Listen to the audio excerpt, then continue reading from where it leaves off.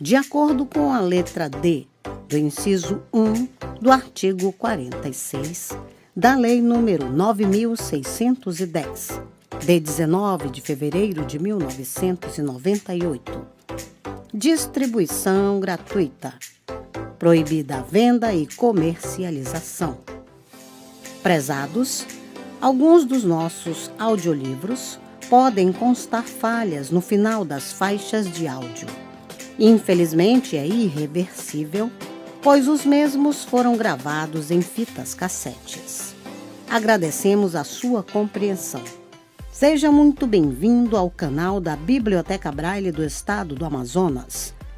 Devido a fatos recentes de questionamentos associados a direitos autorais, venho informar que o canal não obtém qualquer tipo de lucro com a publicação dos audiolivros.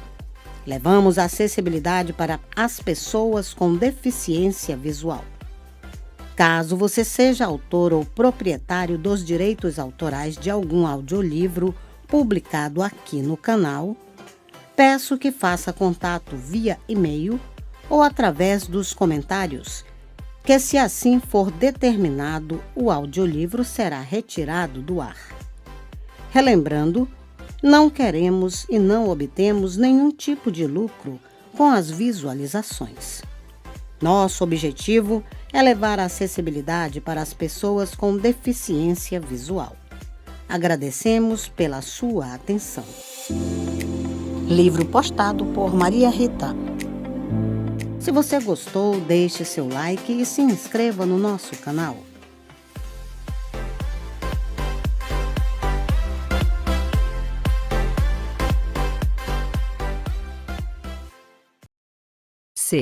CD1 MP3 Biblioteca Braille do Estado do Amazonas, endereço: Avenida Pedro Teixeira, número 2565. Sambódromo, Dom Pedro, Manaus, Amazonas, CEP 690 40-000. Fone. Fax 092 36220869. E-mail: braille@culturamazonas.am.gov.br. A luz através dos dedos. Livro A Margem da História. Autor: Euclides da Cunha. CD2 Índice. CD3 Introdução. CD4 Na Amazônia, Terra Sem História. CD5 Tal é o rio, tal a sua história. Revolta, desordenada, incompleta. CD6 A adaptação exercita-se pelo nomadismo. CD7 Rios em abandono. CD9 Um clima caluniado. CD10 Processo geral. CD3 A Margem da História. Euclides da Cunha. Introdução. Foi Coelho Neto, grande amigo de Euclides, que o induziu a editar seus livros na editora Alelo, de Portugal. O êxito editorial do autor de Livro de Prata.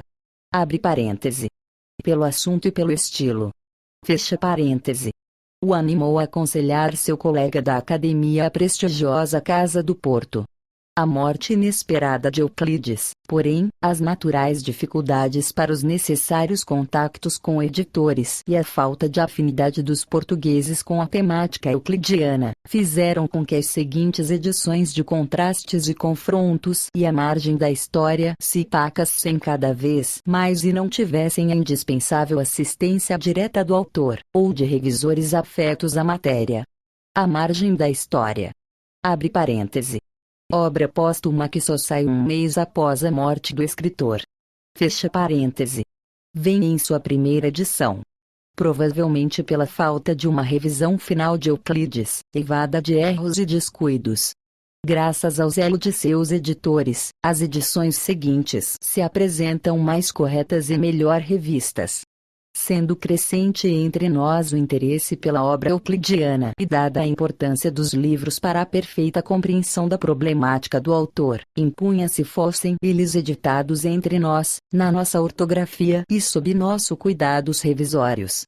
Graças aos entendimentos da editora Alelo Brasileira, de São Paulo, conseguindo autorização da editora Alelo, do Porto, e com o estabelecimento de textos feito pelo Sr. Dermal Monfré. Soletrando. D. E. R. M. A. L. M. O. N. F. R. E. Temos agora.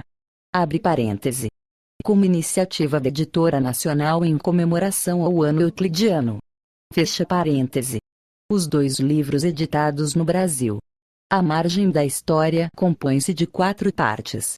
Na Amazônia, Terra sem História, abre parêntese. 7 capítulos, sobre essa região. Fecha parêntese, vários estudos. Abre parêntese. 3 capítulos, Assuntos Americanos. Fecha parêntese, da Independência à República. Abre parêntese. Ensaio Histórico. Fecha parêntese, Estrelas Indecifráveis, abre parêntese. Crônica, fecha parêntese. O livro apresenta, bem nítidas, 4 constantes da personalidade cultural de Euclides: o cultor da língua e verdadeiro esteta da linguagem, o ensaísta e o humanista brasileiro. Não há preciosismo no falar euclidiano. Há, sim, o rigorismo da palavra exata. Seu vocabulário riquíssimo, técnico e profissional quando necessário, era-lhe o instrumento próprio para captar todas as sutilezas da realidade e expor o logicismo de seu raciocínio de investigador e a lucidez do intérprete. Nas palavras densas, carregadas de emoções e evocações, dispostas numa estruturação sintática de ritmo veemente, que se torna frêmito de vida e poesia, temos a própria autenticidade de Euclides, numa linguagem que é bem tropicalmente brasileira, no transbordamento fenomenológico de formas, sons, calor e luz. Se nos sertões ele foi mais improvisado e por isso mais grandiloquente e espetacular, agora ele mais equilíbrio e maturidade. O capítulo Judas Asverus. Soletrando. A. H. S. V. E. R. U. S. Abre parêntese. Que nasceu inteiriço como um bloco de beleza. Fecha parêntese. Continua sendo uma das melhores páginas da língua portuguesa. O espírito científico de Euclides, sempre estudando e sumariando os assuntos. Abre parêntese. Formado na juventude conforme o espírito da época. Fecha parêntese, dado a hipóteses e prefigurações muitas vezes discutíveis, extravasa-se na insopitável vocação ao ensaísmo, exigindo-lhe conhecimentos e pesquisas, para que se torne mais lúcido, mais penetrante, melhor intérprete. Por isso achamos que há necessidade de uma iniciação cultural para se sentir e compreender Euclides. Não estranhamos ser ele um escritor pouco popular. Sua irrefreável tendência à interpretação fisiológica dos fenômenos naturais mostra-se através de uma vibração romântica e idealística, fazendo surgir, dos algarismos e teorias, sua figura inigualável de artista. Euclides é inesgotável. Por mais que se queira defini-lo e caracterizá-lo, ainda se descobrem novas veredas e magníficas perspectivas que escaparam à delimitação. Seu tema central é a pátria e a gente brasileira. Nos sertões o objetivo último é o homem. Na Amazônia, o tema principal é a terra. Seu nacionalismo mais se prende à preocupação do bem comum e da denúncia das estruturas desequilibradas de nossa sociedade. Já de algum tempo era sua intenção escrever abre aspas, segundo livro Vingador. Fecha aspas. Deveria referir-se à Amazônia, acusando os descasos pela terra e o desprezo pelo homem. Deveria chamar-se Paraíso Perdido. Não o completou, porém, e alguns de seus capítulos constituem a Terra sem História, que abre este volume. São, no entender de alguns euclidianos, as mais expressivas e belas páginas de Euclides. Quando, em 1904, escreveu a José Veríssimo sobre sua ida ao Acre. Abre parêntese. Como chefe da Comissão de Reconhecimento das Nascentes do Rio Prus. Fecha parêntese. confessa o intento. Abre aspas. Aquelas paragens, hoje, depois dos últimos movimentos diplomáticos, estão como o Amazonas antes de Tavares Bastos. Se eu não tenho a visão admirável deste, tenho o seu mesmo anelo de revelar os prodígios da nossa terra. Fecha aspas. Seu desejo era mostrar os aspectos físicos e as riquezas essenciais da exuberante região. Abre aspas. Além disso, se as nações estrangeiras mandam cientistas ao Brasil, que absurdo haverá no encarregar-se de idêntico objetivo um brasileiro? Fecha aspas. O grande rio teve o intérprete à altura. Conhecerá melhor a Amazônia aquele que ler as páginas de Terra Sem História. Não é somente a geografia descritiva que o empolga, são suas transfigurações no tempo. O mesmo crítico da Caatinga, dos sertões, é aqui o arrebatado revelador do sistema hidrográfico da abre parêntese. Ainda hoje fecha parêntese. Desordenada região. E se o sertanejo é antes de tudo um forte, o seringueiro é um tipo de lutador excepcional. Devido, porém, ao egoísmo desenfreado dos patrões opulentos, o homem ali, abre aspas, trabalha para escravizar-se. Fecha aspas. Se nos sertões a denúncia fica mais como um alerta, aqui Euclides é mais objetivo e recomenda leis trabalhistas. Abre parêntese. Isso em 1906, fecha parêntese. Para que abre aspas. Salvemos aquela sociedade obscura e abandonada. Fecha aspas. Enquanto contrastes e confrontos está recheado de estudos e ensaios que são o desdobramento ou a complementação dos sertões, este outro em nada a eles se assemelha, a não ser pelo mesmo tema da integração nacional, através da penetração na Amazônia, e o mesmo desvelo pelo sofrido homem de nossa pátria, o que faz de Euclides da Cunha um dos primeiros e mais ardorosos cultores do humanismo brasileiro. Continuam aqui suas preocupações e seus interesses pelos problemas americanos, principalmente os referentes à América do Sul. Isso em 1904. Se os tivéssemos acompanhado e estudado com igual dedicação e cuidado, hoje teríamos uma aliança latino-americana melhor e mais eficientemente estruturada.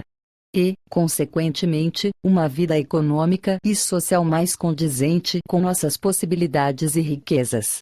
O historiador Euclides tem, no Esboço da Independência à República, um ensaio cuja leitura deve ser obrigatória mesmo para os especialistas no assunto. É lúcido e original na interpretação do evoluir de nosso processo histórico-social.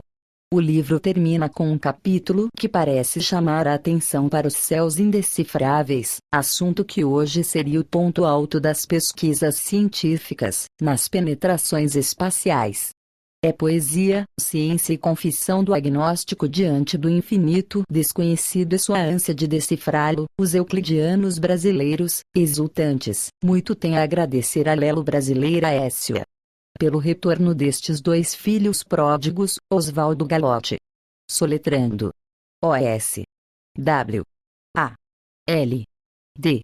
O. G. A. L. O. T. T. I. Grêmio Euclides da Cunha, de São José do Rio Pardo. CD 4.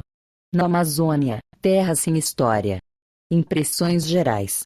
Ao revés da admiração ou do entusiasmo, o que nos sobressalteia geralmente, diante do Amazonas, no desembocar do dédalo florido do Tajapuru, aberto em cheio para o grande rio, é antes um desapontamento. A massa de águas é, certo, sem par, capaz daquele terror a que se refere Wallace. Mas como todos nós desde muito cedo gizamos um Amazonas ideal, mercê das páginas singularmente líricas dos não sei quantos viajantes que desde Humboldt, soletrando H-U-M-B-O-L-D-T,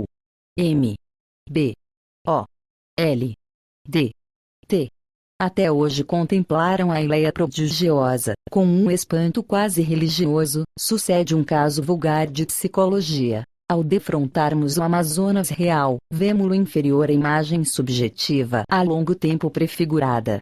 Além disto, sob conceito estritamente artístico, isto é, como um trecho da Terra desabrochando em imagens capazes de se fundirem harmoniosamente na síntese de uma impressão empolgante, é de todo em todo inferior a um sem número de outros lugares do nosso país. Toda a Amazônia, sob este aspecto, não vale o segmento do litoral que vai de Cabo Frio à Ponta do Munduba. É sem dúvida, o maior quadro da Terra, porém chatamente rebatido num plano horizontal que mal a levantam de uma banda, à feição de restos de uma enorme moldura que se quebrou, as serranias de arenito de Monte Alegre e as serras graníticas das Guianas.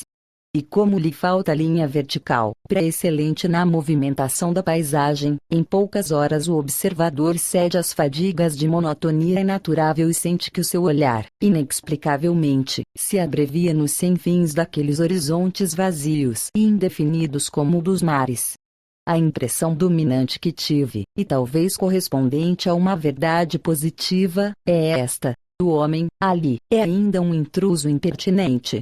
Chegou sem ser esperado nem querido, quando a natureza ainda estava arrumando seu mais vasto e luxuoso salão. E encontrou uma opulenta desordem, os mesmos rios ainda não se firmaram nos leitos.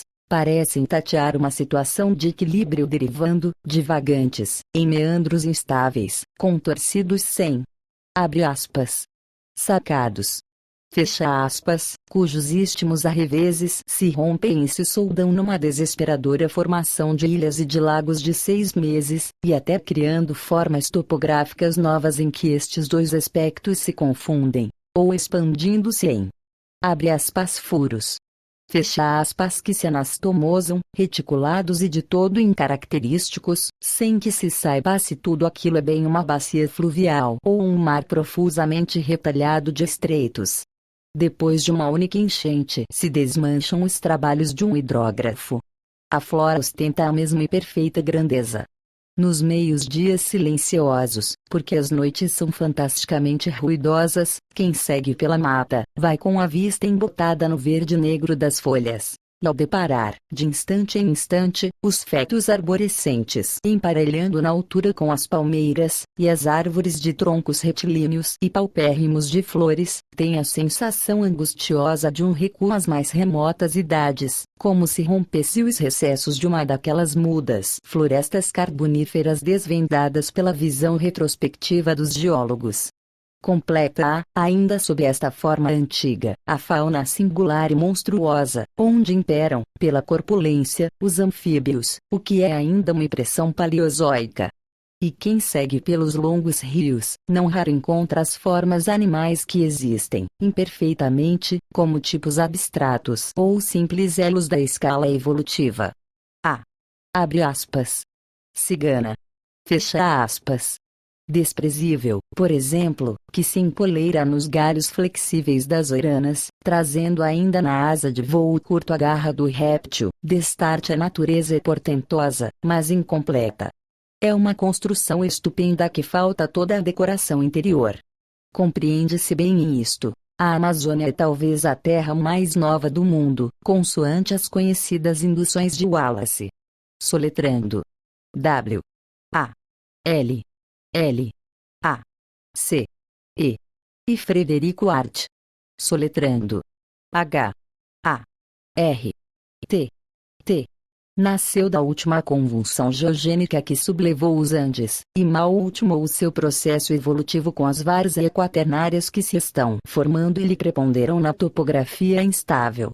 Tem tudo e falta-lhe tudo, porque lhe falta esse encadeamento de fenômenos desdobrados num ritmo vigoroso, de onde ressaltam, nítidas, as verdades da arte e da ciência, e que é como que a grande lógica inconsciente das coisas.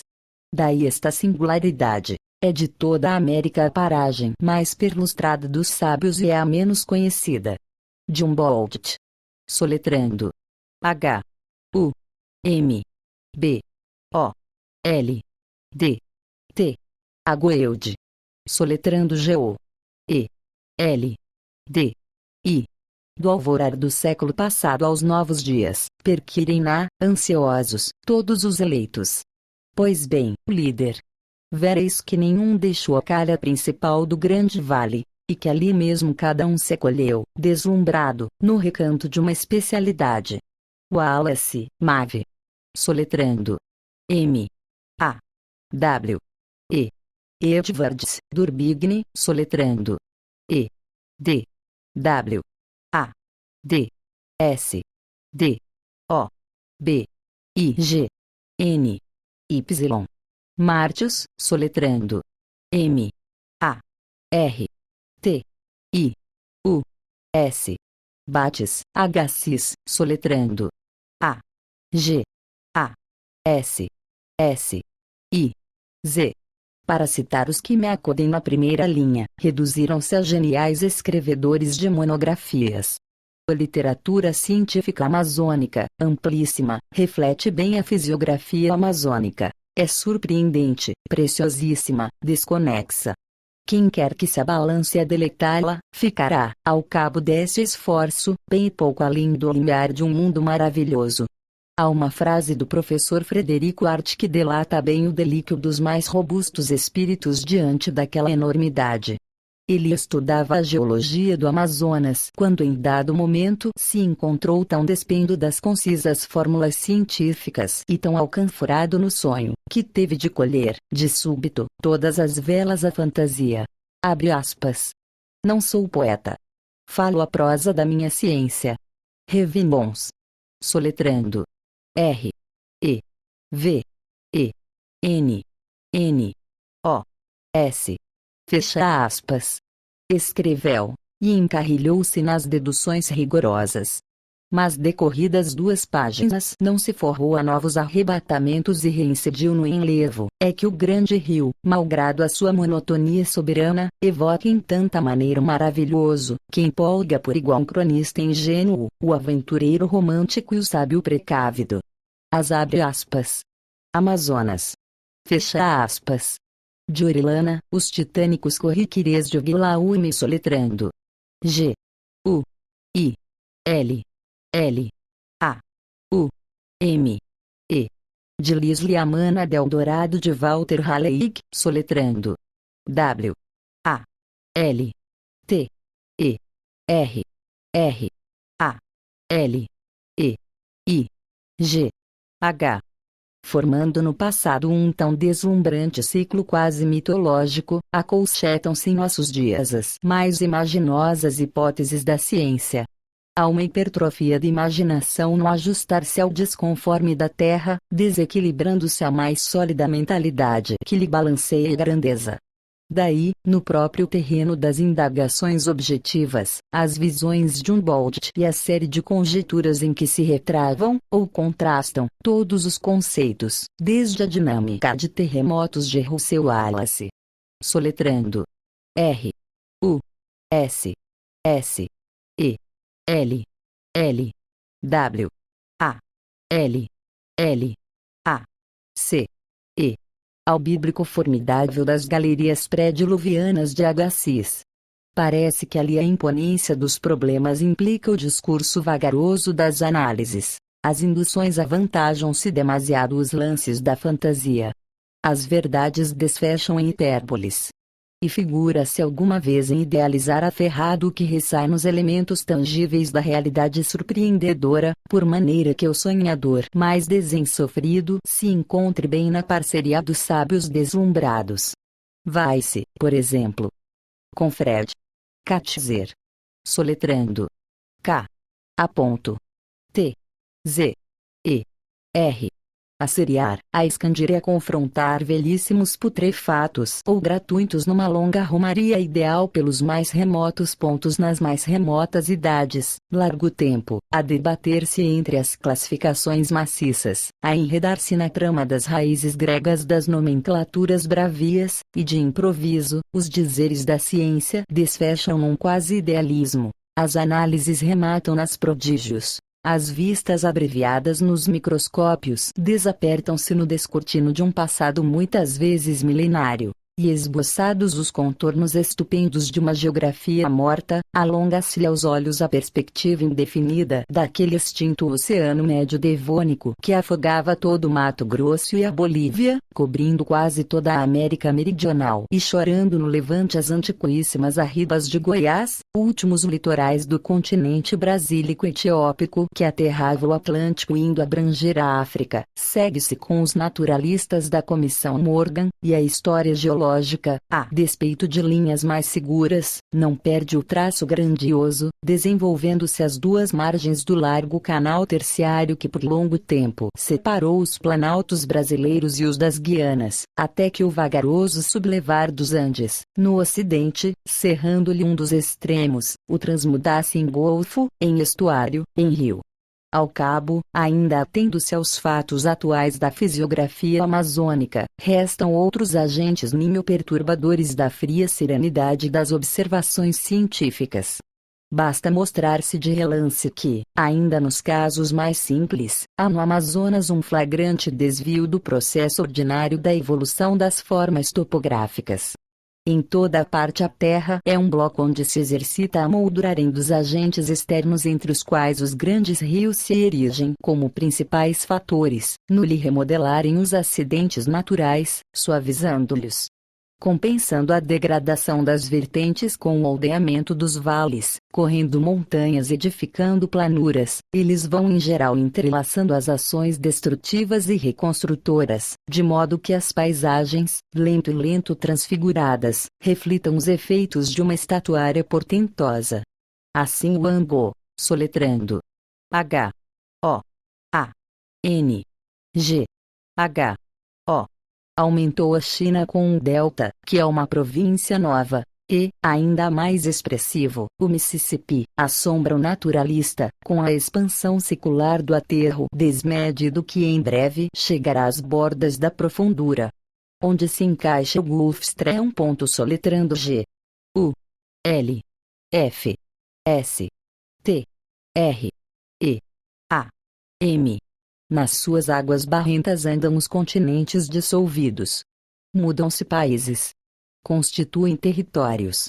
E há um encadeamento tão lógico nos seus esforços contínuos, onde incidem as grandes energias naturais, que o acompanhá-los implica algumas vezes o acompanhar-se o próprio rumo de um aspecto qualquer da atividade humana. Das páginas de Heródoto às de Maspero, contempla-se a gênese de uma civilização de par com a de um delta. E o paralelismo é tão exato, que se justificam os exageros dos que, a exemplo de Metchnikov, soletrando M.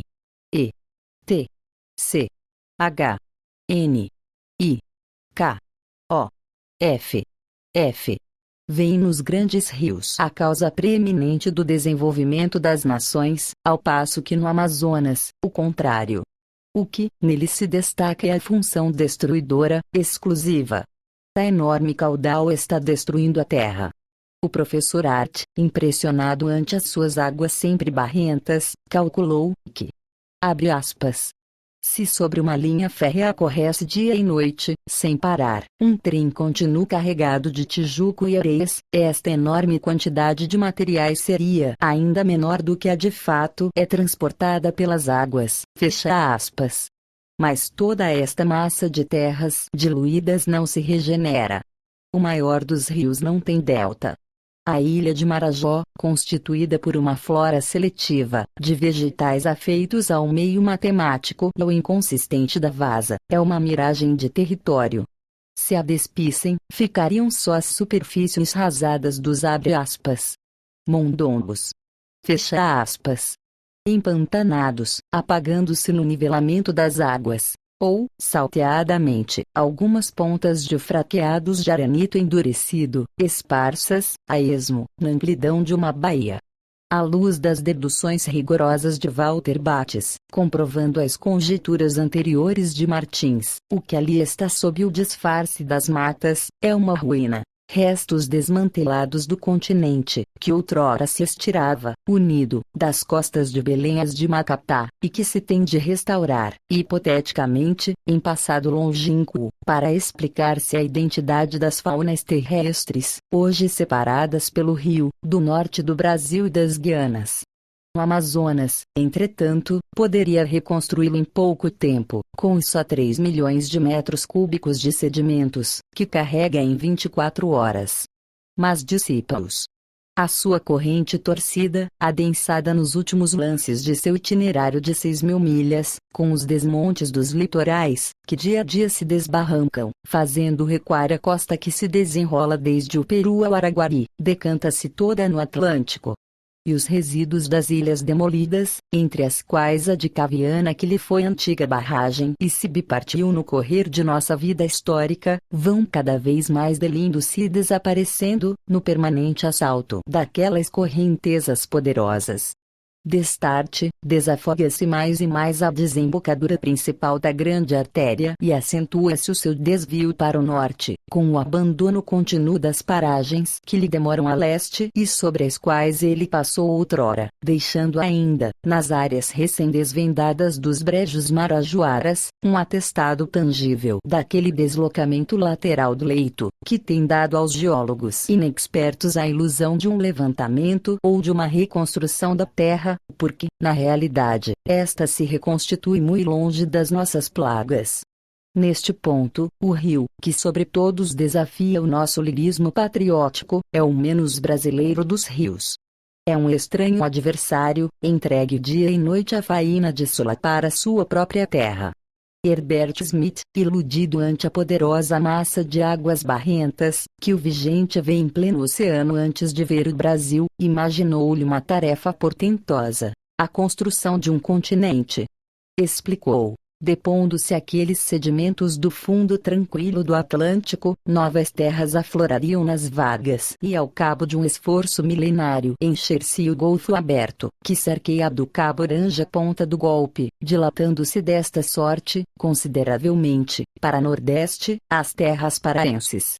Bradou o naturalista encantado e acomodando as ásperas sílabas britânicas um rapto fantasista capaz de surpreender a mais ensofregada alma latina.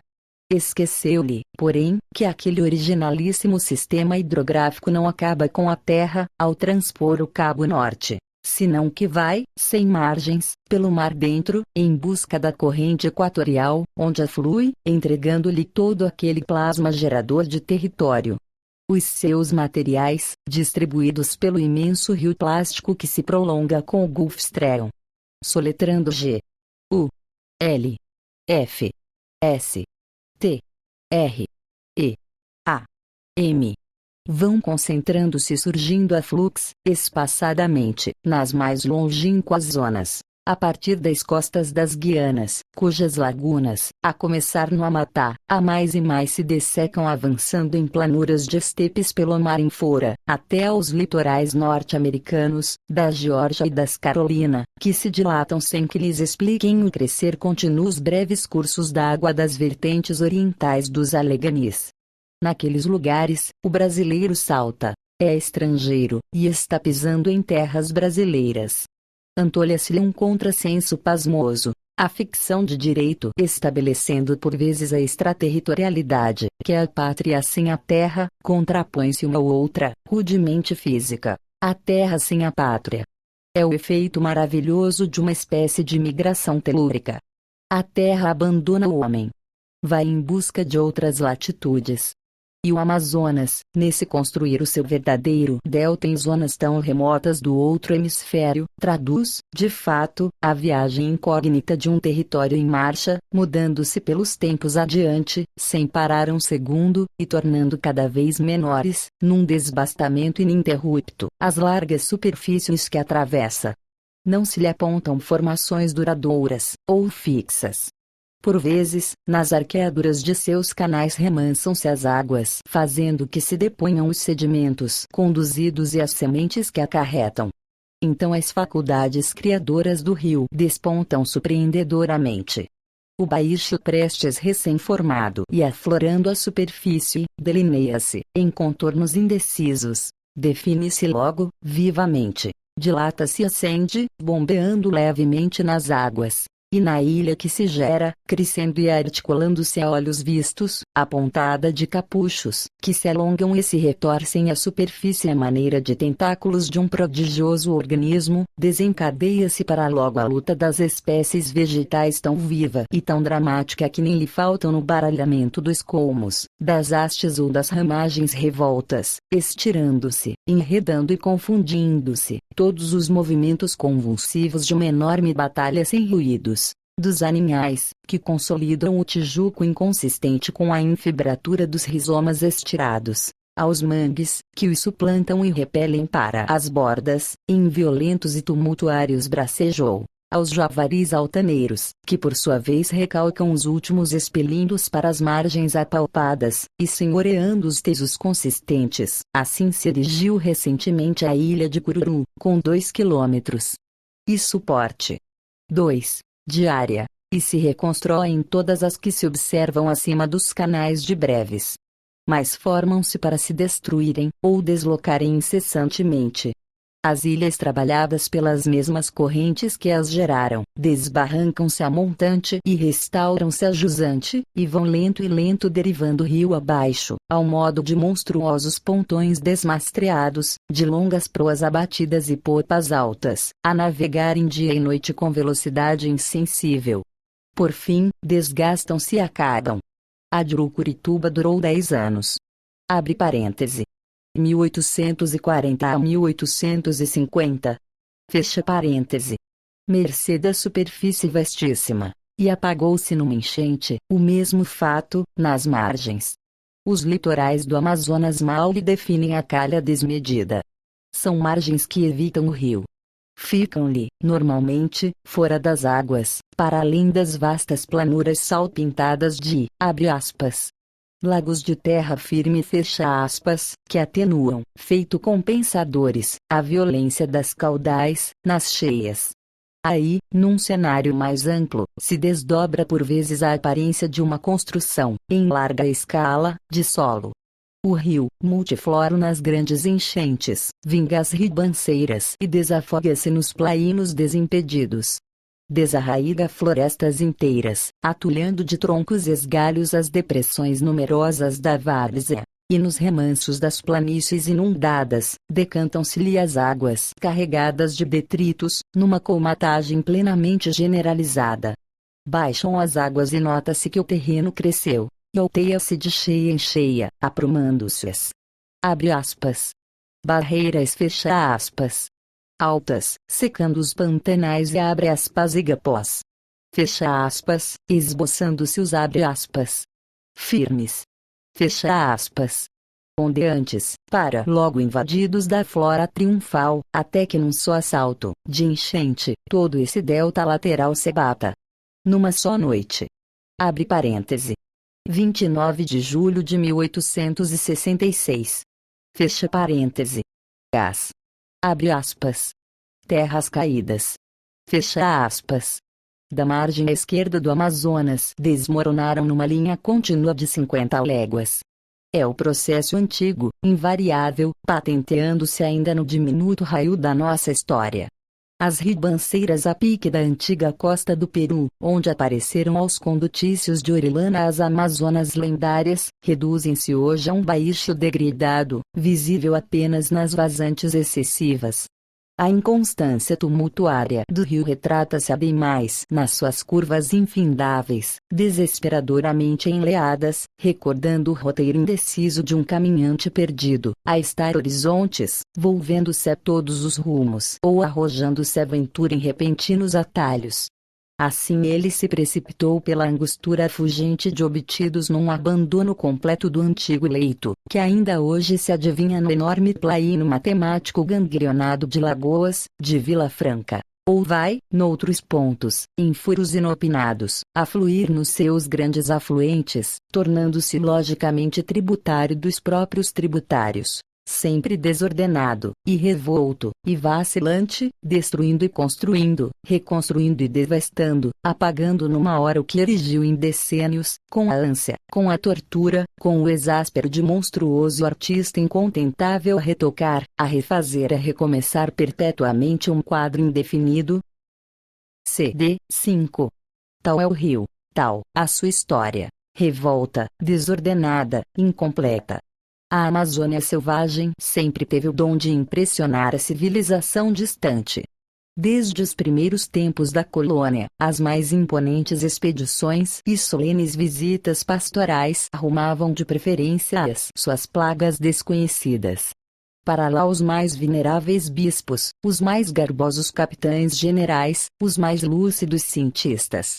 E do amanho do solo que se tentou afeiçoar a exóticas especiarias, a cultura do aborígene que se procurou erguer aos mais altos destinos, a metrópole longínqua demasiara-se em desvelos a terra que sobre todas lhe compensaria o perdimento da Índia portentosa. Esforços vãos. As partidas demarcadoras, as missões apostólicas, as viagens governamentais, com as suas frotas de centenário de canoas, e os seus astrônomos comissários apercebidos de luxuosos instrumentos, e os seus prelados, e os seus guerreiros, chegavam, intermitentemente, àqueles rincões solitários, e armavam rapidamente no altiplano das barreiras. Fecha aspas, as tendas suntuosas da civilização em viagem. Regulavam as culturas, podiam as gentes, aformoseavam a terra. Prosseguiam a outros pontos, ou voltavam, e as Molocas, num momento transfiguradas, decaíam de chofre, volvendo a bruteza original. Já nos fins do século XVIII, Alexandre Rodrigues Ferreira, ao realizar a sua, abre aspas, viagem filosófica, fecha aspas, pela calha principal do grande rio, andara entre ruínas. Na vila de Barcelos, capital da circunscrição longínqua, antolhará-se-lhe, tangível, a imagem do progresso tipicamente amazônico, naquele presuntuoso palácio das demarcações, amplíssimo, monumental, imponente, e coberto de sapé. Era um símbolo. Tudo vacilante, efêmero, antinômico, na paragem estranha onde as próprias cidades são errantes, como os homens, perpetuamente a mudarem de sítio, deslocando-se à medida que o chão lhes foge roído das correntezas, ou tombando nas, abre aspas, terras caídas. Fecha aspas. Das barreiras, vai-se de um a outro século na inaturável mesmice de renitentes tentativas abortadas. As impressões dos mais lúcidos observadores não se alteram, perpetuamente desinfluídas pelo espetáculo de um presente lastimável contraposto à ilusão de um passado grandioso. Tenreiro Aranha em 1852, ao erigir-se a província do Amazonas, assumiu a sua direção, e numa resenha retrospectiva diz-nos do extraordinário progresso que se perdera, referindo-se a, abre aspas, manufaturas primorosas.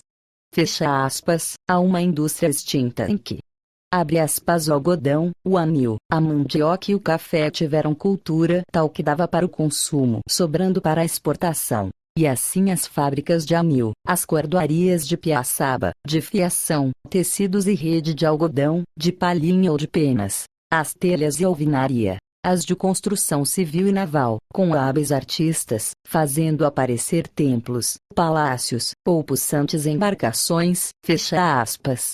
Recua-se, porém, exatamente um século, a buscar o período decantado, e num grande desapontamento observa-se, à luz do relatório feito em 1752 por outro insigne governador, o capitão-general Furtado de Mendonça, que, abre aspas, capitania estava reduzida à última ruína, fecha aspas.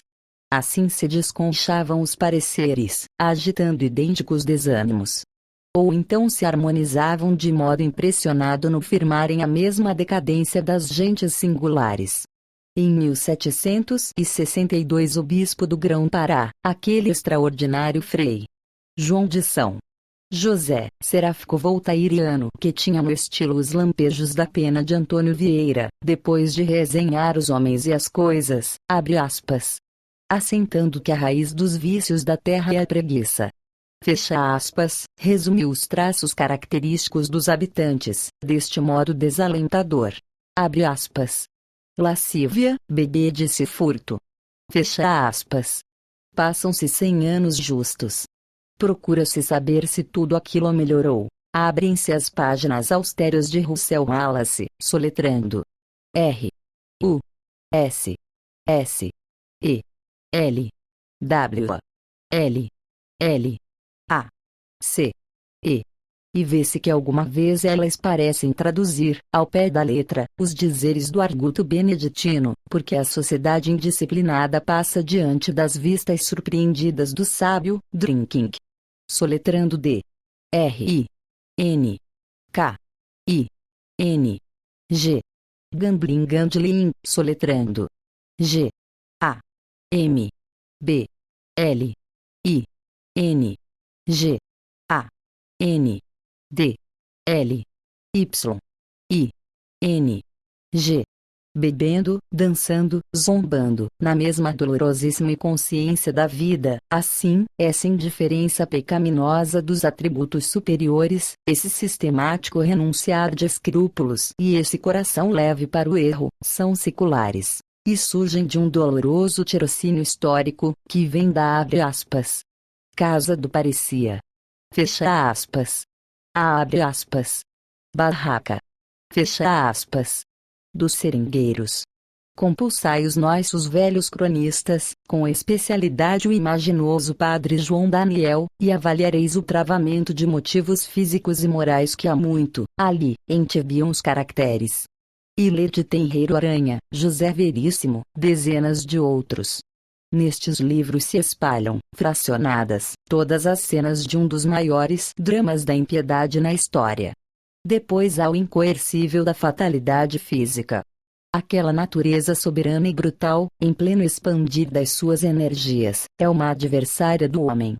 No perpétuo banho de vapor, de que nos fala Bates, compreende-se sem dúvida a vida vegetativa sem riscos e folgada, mas não a delicada vibração do espírito na dinâmica das ideias, nem a tensão superior da vontade nos atos que se alheiem dos impulsos meramente egoísticos.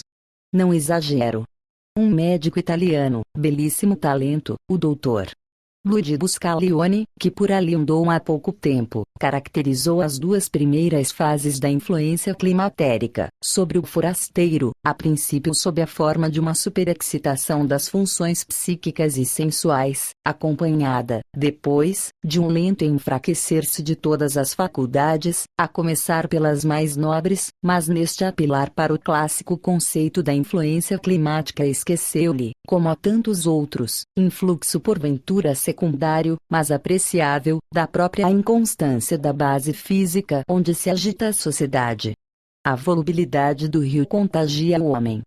No Amazonas, em geral, sucede isto. O observador errante que lhe percorre a bacia em busca de variados aspectos, sente, ao cabo de centenário de milhas, a impressão de circular num itinerário fechado, onde se lhe deparam as mesmas praias ou barreiras ou ilhas, e as mesmas florestas e igapós estirando-se a perder de vista pelos horizontes vários.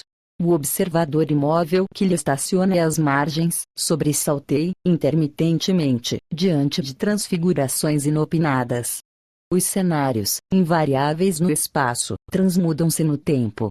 Diante do homem errante, a natureza é estável, e aos olhos do homem sedentário que planeia submetê-la à estabilidade das culturas, aparece espantosamente revolta e volúvel, surpreendendo-o, assaltando por vezes, quase sempre afugentando e espavorindo. CD 6. A adaptação exercita-se pelo nomadismo. Daí, em grande parte, a paralisia completa das gentes que ali vagam, há 3 séculos, numa agitação tumultuária e estéril. Como quer que seja, para a Amazônia de agora deverá restaurar-se integralmente, na definição da sua psicologia coletiva, o mesmo doloroso apotegma, ultra-ecnotial em Ompecavi, que Balaios engenhou para os desmandos da época colonial. Os mesmos amazonenses, espirituosamente, o perceberam. À entrada de Manaus existe a belíssima ilha de Marapatá, e essa ilha tem uma função alarmante. É o mais original dos lazaretos, um lazareto de almas. Ali, dizem, o recém-vindo deixa a consciência, meça-se o alcance deste prodígio da fantasia popular. A ilha que existe fronteira Boca do Purus, perdeu o antigo nome geográfico e chama-se, abre aspas, Ilha da Consciência, fecha aspas. E o mesmo acontece a uma outra, semelhante, na Foz do Juruá. É uma preocupação. O homem, ao penetrar as duas portas que levam ao paraíso diabólico dos seringais, abdica as melhores qualidades nativas e fulmina-se a si próprio, a rir, com aquela ironia formidável. É que, realmente, nas paragens exuberantes das Évias e Castilloas, o aguarda a mais criminosa organização do trabalho que ainda engenhou o mais desacatado egoísmo.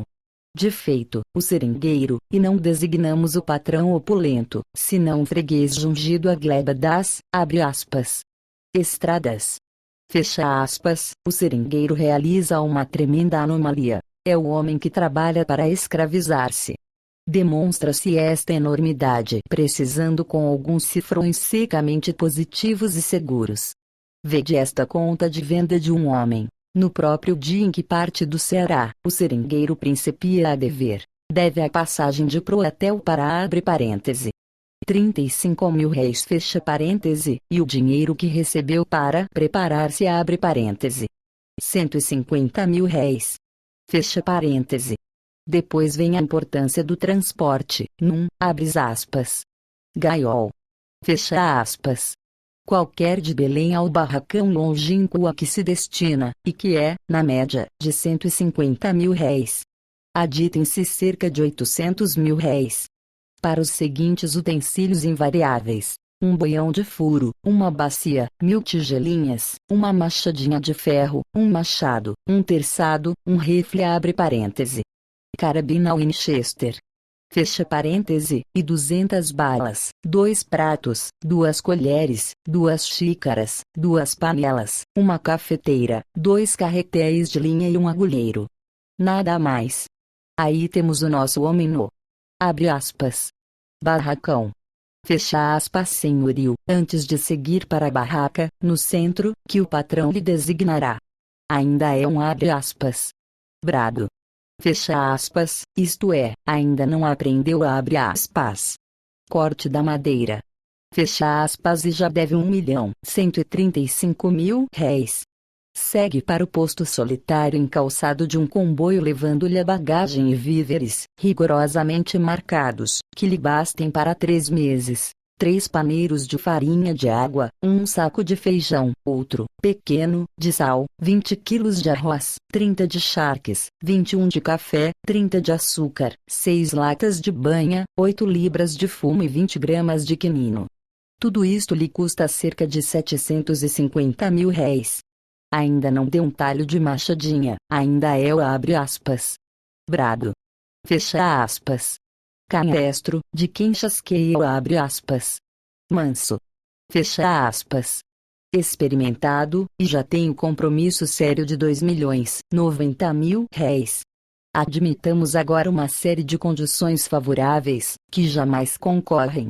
Letra A, que seja solteiro. Letra B, que chegue à barraca em maio, quando começa o abre aspas corte. Fecha aspas. Letra C, que não adoece e seja conduzido ao barracão, subordinado a uma despesa de 10.000 réis diários. Letra D, que nada compre além daqueles víveres, e que seja sóbrio, tenaz, incorruptível, um estoico firmemente lançado no caminho da fortuna, arrostando uma penitência dolorosa e longa. Vamos além, admitamos que, malgrado a sua inexperiência, consiga tirar logo 350 quilos de borracha fina sem Sernambi, por ano, o que é difícil, ao menos no Prus. Pois bem, ultimada a safra, este tenaz, este estoico, este indivíduo raro ali, ainda deve. O patrão é, conforme o contrato mais geral, quem lhe diz o preço da fazenda e lhe escritura as contas. Os 350 quilos remunerados hoje a 5.000 réis rendem-lhe 1.750.000 réis. Os 100 de Sernambi, a 2.500 réis, 250.000 réis. Total 2 milhões réis. É ainda devedor e raro deixa de o ser. No ano seguinte já é manso. Conhece os segredos do serviço e pode tirar de 600 a 700 quilos. Mas considere-se que permaneceu inativo durante todo o período da enchente, de novembro a maio, 7 meses em que a simples subsistência lhe acarreta um excesso superior ao duplo do que trouxe em víveres, ou seja, em números redondos, R$ 1.500.000, admitindo-se ainda que não precise renovar uma só peça de ferramenta ou de roupa que não teve a mais passageira enfermidade. É evidente que, mesmo neste caso especialíssimo, raro é o seringueiro capaz de emancipar-se pela fortuna. Agora vede o quadro real. Aquele tipo de lutador é excepcional. O homem de ordinário leva àqueles lugares a imprevidência característica da nossa raça. Muitas vezes carrega a família, que lhe multiplica os encargos, e quase sempre adoece, mercê da incontinência generalizada. Adicionai a isto o desastroso contrato unilateral, que lhe impõe o patrão. Os abre aspas. Regulamentos. Fecha aspas dos seringais são a este propósito dolorosamente expressivos. Lendo-os, vê-se o renascer de um feudalismo acalcanhado e bronco. O patrão inflexível decreta, num emperramento gramatical estupendo, coisas assombrosas. Por exemplo, a pesada multa de R$ 100.000 comina-se a estes crimes abomináveis. Letra A, abre parêntese. Fazer na árvore um corte inferior ao gume do machado. Fecha parêntese. Letra B, abre parêntese. Levantar o tampo da madeira na ocasião de ser cortada. Fecha parêntese. Letra C, abre parêntese. Sangrar com machadinhas de cabo maior de 4 palmos. Fecha parêntese. Além disto, o trabalhador só pode comprar no armazém do barracão, abre parêntese. Não podendo comprar a qualquer outro, sob pena de passar pela multa de 50% sobre a importância comprada, fecha parêntese. Farpem-se de aspas estes dizeres brutos. Ante eles é quase harmoniosa a gagueira terrível de Caliban. É natural que ao fim de alguns anos o abre parêntese freguês. Fecha parêntese. Esteja irremediavelmente perdido. A sua dívida avulta ameaçadoramente. 3, 4, 5, 10 contos, às vezes, que não pagará nunca. Queda, então, na mórbida impassibilidade de um felá desprotegido, dobrando toda a cerviz à servidão completa. O abre parêntese. Regulamento fecha parêntese é impiedoso, abre parêntese. Qualquer abre parêntese freguês. Fecha parêntese ou abre parêntese. Aviado fecha parêntese.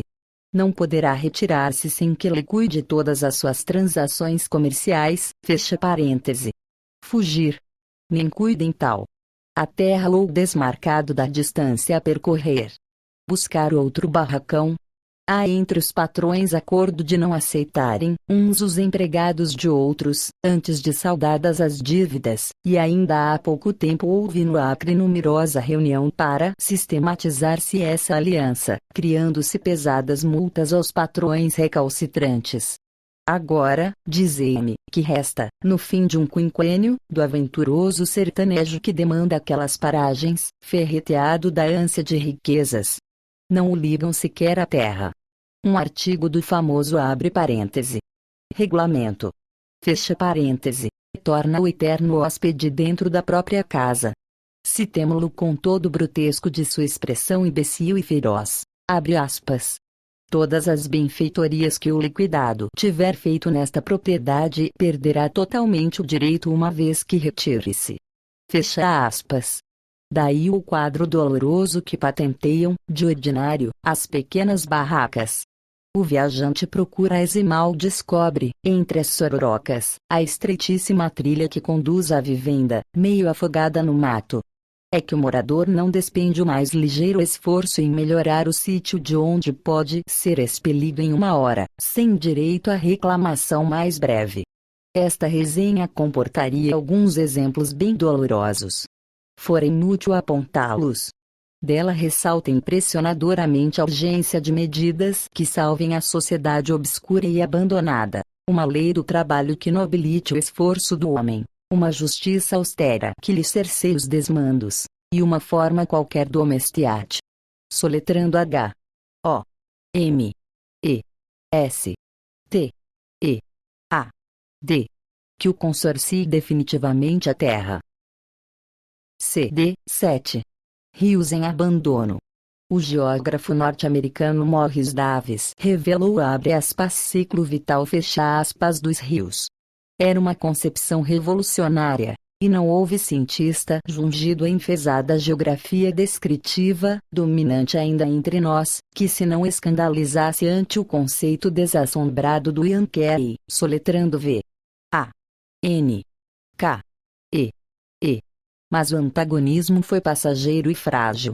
Uma simples monografia, Riverside Valleys of Pennsylvania, deslocou, de golpe, desde 1889, toda a fortaleza inerte da rotina, e firmou um novo rumo ao critério geográfico, não já apenas pelo associar a forma à estrutura dos terrenos, completando os faces inexpressivos das superfícies com os elementos geológicos, senão também esclarecendo a gênese dos mais breves acidentes e descobrindo nas linhas pitorescas da móvel fisionomia da Terra a expressão eloquente das energias naturais que a modelaram e sem cessar a transfiguram. Por fim ninguém mais estranhou que Morris Davis, impelido aos últimos corolários da nova doutrina, se abalançasse a uma espécie de fisiologia monstruosa e descrevesse dramaticamente as complexas vicissitudes da existência milenária dos fartos cursos de águas, mostrando, nulos com uma infância irrequieta, uma adolescência revolta, uma virilidade equilibrada e uma velhice ou uma decrepitude melancólica, como se eles fossem estupendos organismos sujeitos à concorrência e à seleção, destinados ao triunfo, ou ao aniquilamento, consoante mais ou menos se adaptam às condições exteriores. Não acompanharemos o genial biógrafo dos rios pensilvânicos no explanar a teoria admirável, que é o caso impressionado de uma entrada triunfante, ou de uma rucha atrevida, da imaginação e da fantasia nos remansos da ciência. Basta-nos notar que ela foi aceita em toda a linha e é infrangível, esteando-se em dados indutivos e seguros. Todas as caudais, de feito, atravessam períodos inevitáveis, de ritmos uniformes e constantes, malgrado a variabilidade do teatro em que se operam. A princípio indecisas, errantes e frágeis, derivando ao acaso, ao viés dos pendores, como a procura de um berço em cada dobra do chão, e acumulando-se nos numerosos lagos, incoerentemente esparsos, onde repousam. Depois, definidas nas primeiras linhas de drenagem mais estáveis e fundas para onde convergem, adensadas, as chuvas, formando-se o aparelho das correntes, fundado os leitos esboçados iniciando-se com a energia tumultuária das cachoeiras o choque secular com as asperezas da terra, longo tempo. Até que, extintos os ímpetos estruturais, estabelecido um leito e definido um traçado, o rio se constitua, com os seus afluentes fixos, um declive contínuo em curvaturas regulares, um talveg ajustado à contextura do solo e à diferenciação morfológica que lhe reflete a um tempo os seus vários estádios, das cabeceiras onde perduram as águas selvagens do antigo regime torrencial, ao curso médio que lhe caracteriza a situação presente, ao trecho inferior, prefigurando-lhe a decrepitude, onde ele se espraia repousadamente e constrói pela colmatagem das vasas que acarreta com velocidade insensível, a própria planície aluvial em que descansa. É a fase de madureza. O rio está na plenitude da vida, depois da molduragem complexa de todos os relevos. Atinge arrematando um esforço pertinaz, que é por vezes toda a história geológica da região. Não houve um ponto em todo o percurso de centenário ou de milhares de quilômetros que ele não atacasse, um grão de areia que não removesse, balanceando as escavações a montante com os aterros a jusante, construindo-se a si mesmo, obediente à tendência universal para as situações estáveis. Adquiriu, por fim, o seu perfil longitudinal de equilíbrio, e este, ainda abrupto nas vertentes, onde a correnteza é máxima e o volume mínimo, vem continuamente amortecendo-se, em sucessivo decair de declive, até o quase horizontalismo no nível de base, da foz, onde aqueles elementos se invertem, resultando o equilíbrio dinâmico do sistema da relação inversa entre as massas liquidez e as velocidades que se arrastam. Como quer que seja, desde que alcança este período, todos os elementos do seu talveg, projetados em plano vertical, desenham-se com a forma aproximada de um ramo de desmedida parábola, de concavidade volvida para as alturas. Assim se traduz geometricamente um fato mecânico complexo. E bem que a tendência para aquela figura seja em geral perturbada ou extinta nas camadas de resistência variável, onde as rochas desvendadas originam o antagonismo das cachoeiras, é inegável que a curva parabólica se delineia nos terrenos homogêneos como sendo a forma definitiva da secção longitudinal de todos os rios no remate de suas vicissitudes evolutivas. O Purus é um dos melhores exemplos. Desenhando-se-lhe o perfil em toda a extensão itinerária de 3.210 quilômetros, que vai da embocadura nos Solimões aos últimos manadeiros do Ribeirão Putini, na serrania deprimida e sem nome que separa as maiores bacias hidrográficas da Terra, chega-se muito aproximadamente àquele ramo de parábola. A isso há um dado vacilante, o que resulta da diferença de nível nos pontos extremos do último trecho. Deduzimo-lo adotando um mínimo de 18 metros para a altura da foz do Purus, sobre o nível do mar, quando ela é certamente maior e mais favorável, portanto, às nossas conclusões. Os demais elementos, devemo-los aos trabalhos de William Chandless. Soletrando. C. H. A. N. D. L. E. S. S. E as nossas observações recentes. Ora, ao mais rápido lance de vistas, e sem que se exija um desenho facílimo, verifica-se que o grande rio, atravessando um terreno homogêneo e mais ou menos impermeável, subordinado a um declive que, apesar de diminuto, é dominante na vasta planura, onde as chuvas se distribuem com regularidade incomparável, é dos que mais se adaptam às condições teóricas indicadas por Morris Davis. Soletrando. M. O. R. R.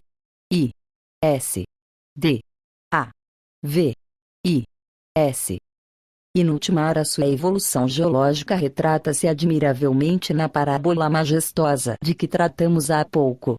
No estudar o seu regime geral vamos, portanto, com a firmeza de quem discute a equação de uma curva. Assim, considerando o primeiro trecho, aquela declividade de 1,60 m por quilômetro, tão diversa da que se lhe sucede, de 22 milímetros, diz-nos para logo, dispensando o exame local, que o verdadeiro Alto Purus, demarcado oficialmente a partir da boca do Acre, e estendido por alguns geógrafos ainda mais para jusante, principia de fato muito além, a 3.079 quilômetros da foz, na confluência do Cuja e do Curiúja, os dois tributários em que ele se reparte numa dicotomia perfeita, perdendo o nome e esgalhando-se largamente fracionado pelos mais remotos pontos da sua vasta bacia de captação. Por outro lado, o declive real de Mal se aproxima da conhecida relação firmada como o limite mínimo das vertentes torrenciais. Conclui-se, então, de pronto, que o rio, até no seu último segmento, onde é sempre mais difícil e remorada a regularização dos leitos, está numa fase avançadíssima de desenvolvimento. É o caso excepcional de uma grande artéria, entre as maiores existentes, capaz de ser navegada nas mais extremas nascentes, durante as cheias que lhe encubram os numerosos degraus das corredeiras, porque em tal quadra, admitindo que as águas subam de 3 metros numa calha de 10, com aquele declive, que corresponde a 0,0015 m por metro, o simples emprego da fórmula de Dalbuisson. D. A. U. B. U. I. S. S. O. N. Nos diz que as correntes derivarão com a velocidade máxima de apenas 2,20 metros, facilmente balanceada por uma lancha veloz. Ora, estas deduções resultantes de breve contemplação de um quadro tão expressivo que dispensa o diagrama correspondente, ressaltam, vivamente, as mais injuriosas vistas de observador escoteiro, que ali passe depois de varar a planura amazônica num itinerário de 500 léguas. De fato, o que sobremaneira o impressiona é o espetáculo da terra profundamente trabalhada pelo indefinido e incomensurável esforço dos formadores do rio.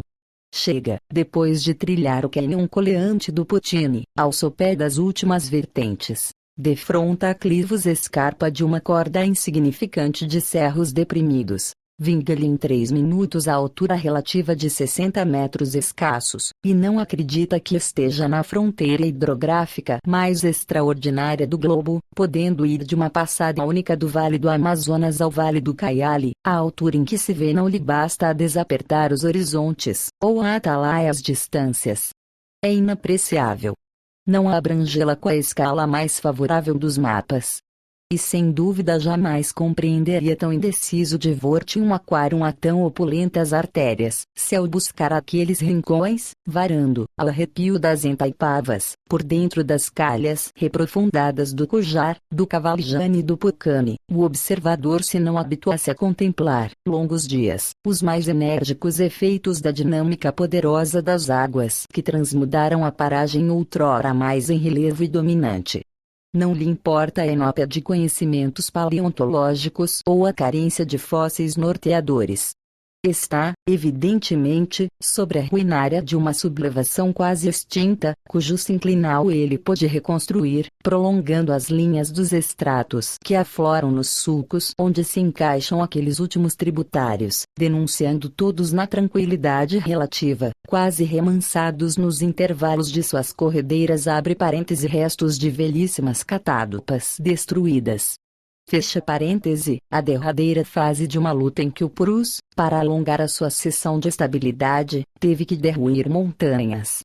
Pelo menos a atividade erosiva e o volume de materiais arrebatados de todos aqueles pendores foram incalculáveis, para que as linhas de drenagem se abatessem até o substrato rochoso e declinasse, como vimos, aos graus apropriados aos cursos navegáveis. Apesar disto, a transição para o trecho seguinte ainda é repentina. Passa-se da declividade quilométrica de 4,60 m para a de 22 milímetros. Mas é o único salto.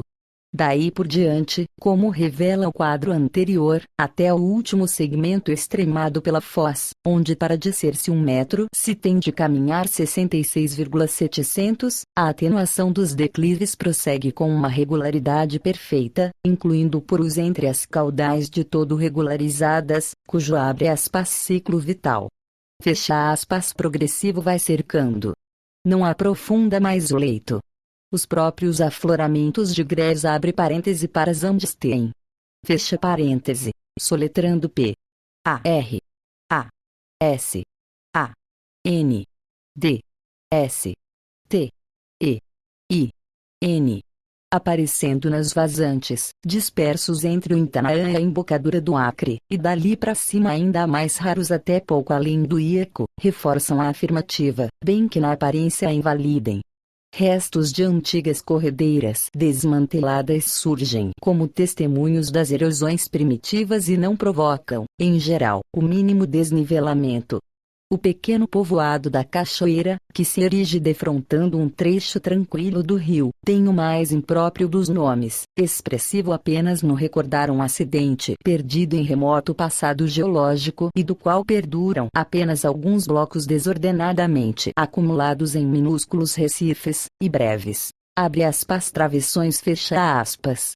Ali, como nos outros trechos, o mesmo quadro da terra estirando-se, complanada, pelos quadrantes, ou docemente ondulada, denunciando a mais completa molduragem, associa-se aos demais caracteres no sugerir a derradeira fase do processo evolutivo do vale.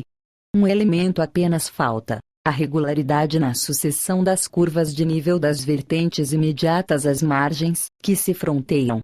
Qualquer seção transversal do Purus representa as mais das vezes uma praia deprimida que mal se alteia vagarosamente até ao rebordo longínquo da planície pouco elevada, contraposta a uma barranca despenhada, como a da margem oposta à boca do Chamblés, soletrando C. H. A. N. D. L. E. S. S ou caindo às vezes a prumo, feito uma muralha, como na situação admirável do Cataí. É que a imutabilidade daquele perfil de equilíbrio se antepõe à variabilidade da sua planta, em escala capaz de justificar os que o incluem entre os rios abre aspas, cujos leitos e margens não estão sequer delineados em seus perfis de estrutura definida assentes fecha aspas. Realmente, o Purus, um dos mais tortuosos cursos d'água que se registram, é também dos que mais variam de leito. Divaga, consoante o dizer dos modernos geógrafos. A própria velocidade diminuta, que adquiriu e vai decrescendo sempre até o quase rebaixamento, nas cercanias da foz, aliada à inconsistência dos terrenos aluvianos, formados por ele mesmo com os materiais conduzidos das nascentes, determina-lhe este caráter volúvel. Às suas águas, derivando em correntezas fracas, falta a quantidade de movimento necessária às direções intorcíveis. O mínimo obstáculo desloca-as. Um tronco de suma que tombe de uma das margens, abarreirando-se ligeiramente, desvia o empuxo da massa líquida contra a outra, onde de pronto se exercita, menos em virtude da forma viva da corrente que da incoerência das terras, intensíssima erosão de efeitos precipitados. A indecisa arqueadura, que logo se forma, circularmente, se acentua, e, à medida que aumenta, vai tornando mais violentos os ataques da componente centrífuga da correnteza que lhe solapa a concavidade crescente, fazendo que em poucos anos todo o rio se afaste, lateralmente, do primitivo rumo. Mas como este se traçou adstrito aos pontos determinantes de um perfil de equilíbrio inviolável, aquele desvio nunca é uma bifurcação, ou definitiva mudança. O rio, depois de rasgar o amplo círculo de erosão, procura volver ao antigo canal, como quem contorneou apenas um obstáculo encontrado em caminho. O círculo por onde ele se alonga tende a fechar-se. De sorte que toda a área de terrenos abrangidos se transmuda em verdadeira península, ligada por um istmo tão delgado, às vezes, que o caminhante o atravessa em minutos, enquanto gasta um dia inteiro de viagem, embarcado, para perlongar o contorno da terra quase insulada. Por fim esta se destaca, ilhando-se de todo. No sobrevir de uma enchente o Purus despedaça a frágil barreira do istmo e retoma, de golpe, o primitivo curso, deixando a margem, a relembrar o desvio por onde divagou, um lago anular, não raro amplíssimo. Prossegue. Reproduz adiante outros meandros caprichosos, completados sempre pela criação dos mesmos lagos, ou abre aspas, sacados, fecha aspas. E assim vai, perpetuamente oscilante aos lados de seu eixo invariável, num ritmo perfeito, refletindo o jogar de leis mecânicas capazes de se sintetizarem numa fórmula, que seria tradução analítica de curioso movimento pendular sobre um plano de nível. Desta maneira, ali se resolve naturalmente um dos mais sérios problemas de hidráulica fluvial. De fato, aqueles lagos são verdadeiros diques, funcionando com um duplo efeito. De um lado impedem as inundações devastadoras, absorvendo os excessos das cheias transbordantes. De outro lado, regulam o regime das águas, durante as grandes estiagens, em que se abrem por si mesmos, automaticamente, abre aspas, estourando, fecha aspas, para usar uma expressão local, e restituindo ao rio empobrecido da vazante parte das massas líquidas que economizaram.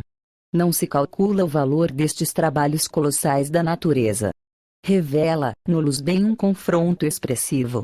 Os hidráulicos franceses que averbaram em 1856, como pormenor inverossímil, uma subida de 10,90 m das águas do Garona, originando uma das inundações mais funestas que tem ocorrido na Europa, certo não compreenderiam a própria existência do vasto território amazônico com o vizinho ao Purus abre parêntese que vale cerca de 50 garotas cheios. Fecha parêntese se soubessem que ele se alteia 15 metros na foz, onde tem uma milha de largo, e que dali a montante as águas tufam num crescendo espantoso até 23 metros sobre as estiagens, na confluência do Acre. CD 8. Continuação do CD 7. No entanto estas enchentes são inócuas. A massa líquida, inflada logo às primeiras chuvas, sobe, galgando velozmente as barrancas, e em poucos dias vai bater nos esteios dos barracões eretos nos abre aspas firmes. Fecha aspas mais altos do terreno, e todo este dilúvio em marcha não acanoa, não tumultua, não se arremessa em correntezas vertiginosas, não enleia as embarcações torcendo-as nas espirais vibrantes dos remoinhos e não devasta a terra.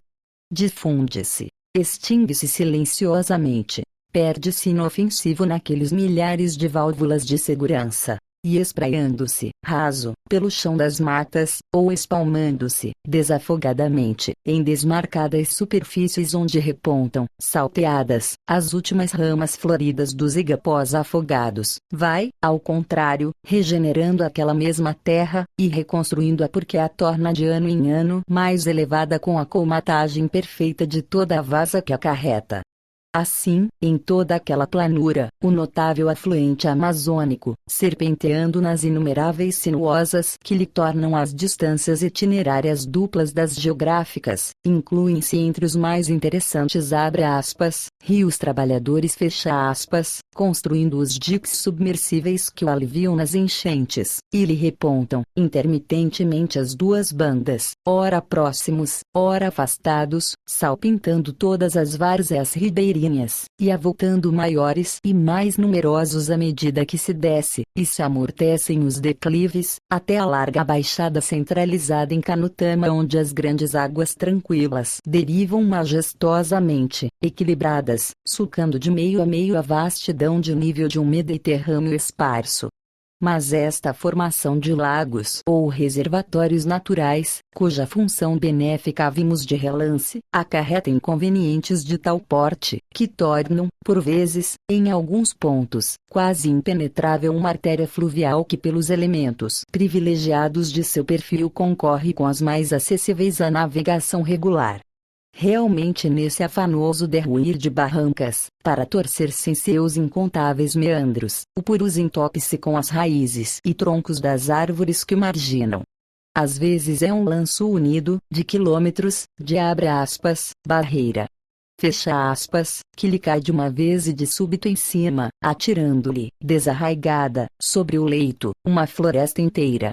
O fato é vulgarismo. Conhecem-no todos os que por ali andam.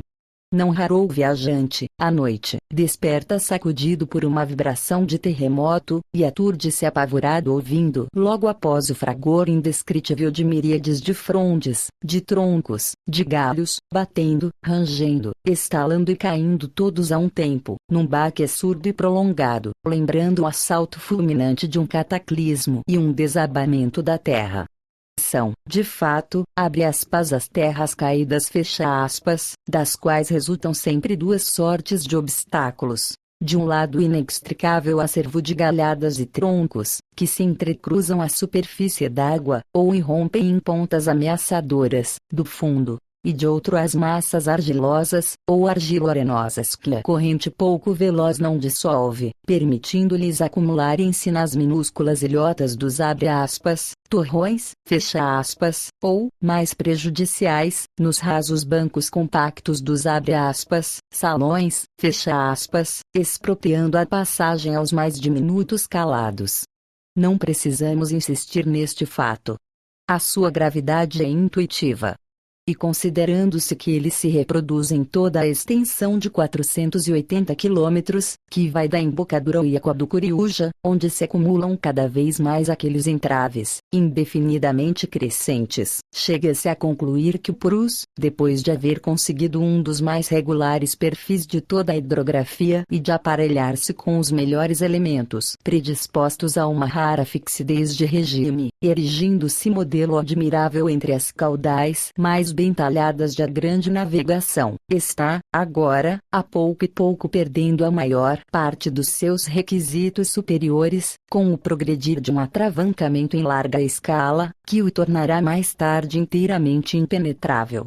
Dizemo-lo baseando-nos em penosa experiência culminada por um naufrágio. Sobretudo além da embocadura do Chamblés, multiplicam-se tanto estes empecilhos de todo estranhos tectônica, especial do rio, que em longos estirões, com a profundidade média de 5 a 6 pés, nas vazantes, onde passariam carregadas as mais poderosas lanchas, mal pode deslizar uma montaria ligeira. Escusamo-nos de exemplificar alongando estas considerações ligeiras. Notemos apenas que a partir do tributário precitado até a bifurcação Cujar-Curiúja, o Purus em vários lugares parece correr por cima de uma antiga derrubada. Vai-se como entre os galhos estornados e revoltos de uma floresta morta. E se observarmos que, além dos empecos em si mesmas encerrados, estas tranqueiras, realçando as águas que se filtram entre os ramos unidos, facilitam a formação de toda a sorte de baixos, compreender-se-á em toda a sua latitude o progredimento contínuo dessa obstrução prejudicialíssima. Porque os homens que ali mourejam, o caucheiro peruano com as suas tanganas rijas, nas montarias velozes, o nosso seringueiro, com os varejões que lhe impulsionam as ubás, ou o regatão de todas as pátrias que por ali mercadeja nas ronceiras alvarenga arrastadas à sirga, nunca intervêm para melhorar a sua única e magnífica estrada. Passam e repassam nas paragens perigosas. Esbarram 1000 vezes a canoa num tronco caído há 10 anos junto à beira de um canal. Insinuam-se 1000 vezes com as maiores dificuldades numa ramagem revolta barrando-lhes de lado a lado o caminho. Encalham e arrastam penosamente as canoas sobre os mesmos salões, de argila endurecida. Vezes sem conta arriscam-se ao naufrágio, precipitando, ao som das águas, as ubás contra as pontas duríssimas dos troncos que se enristam invisíveis, submersos de um palmo, mas não despendem o mínimo esforço e não desperem um golpe único de facão ou de machado num só daqueles paus, para desafogar a travessia.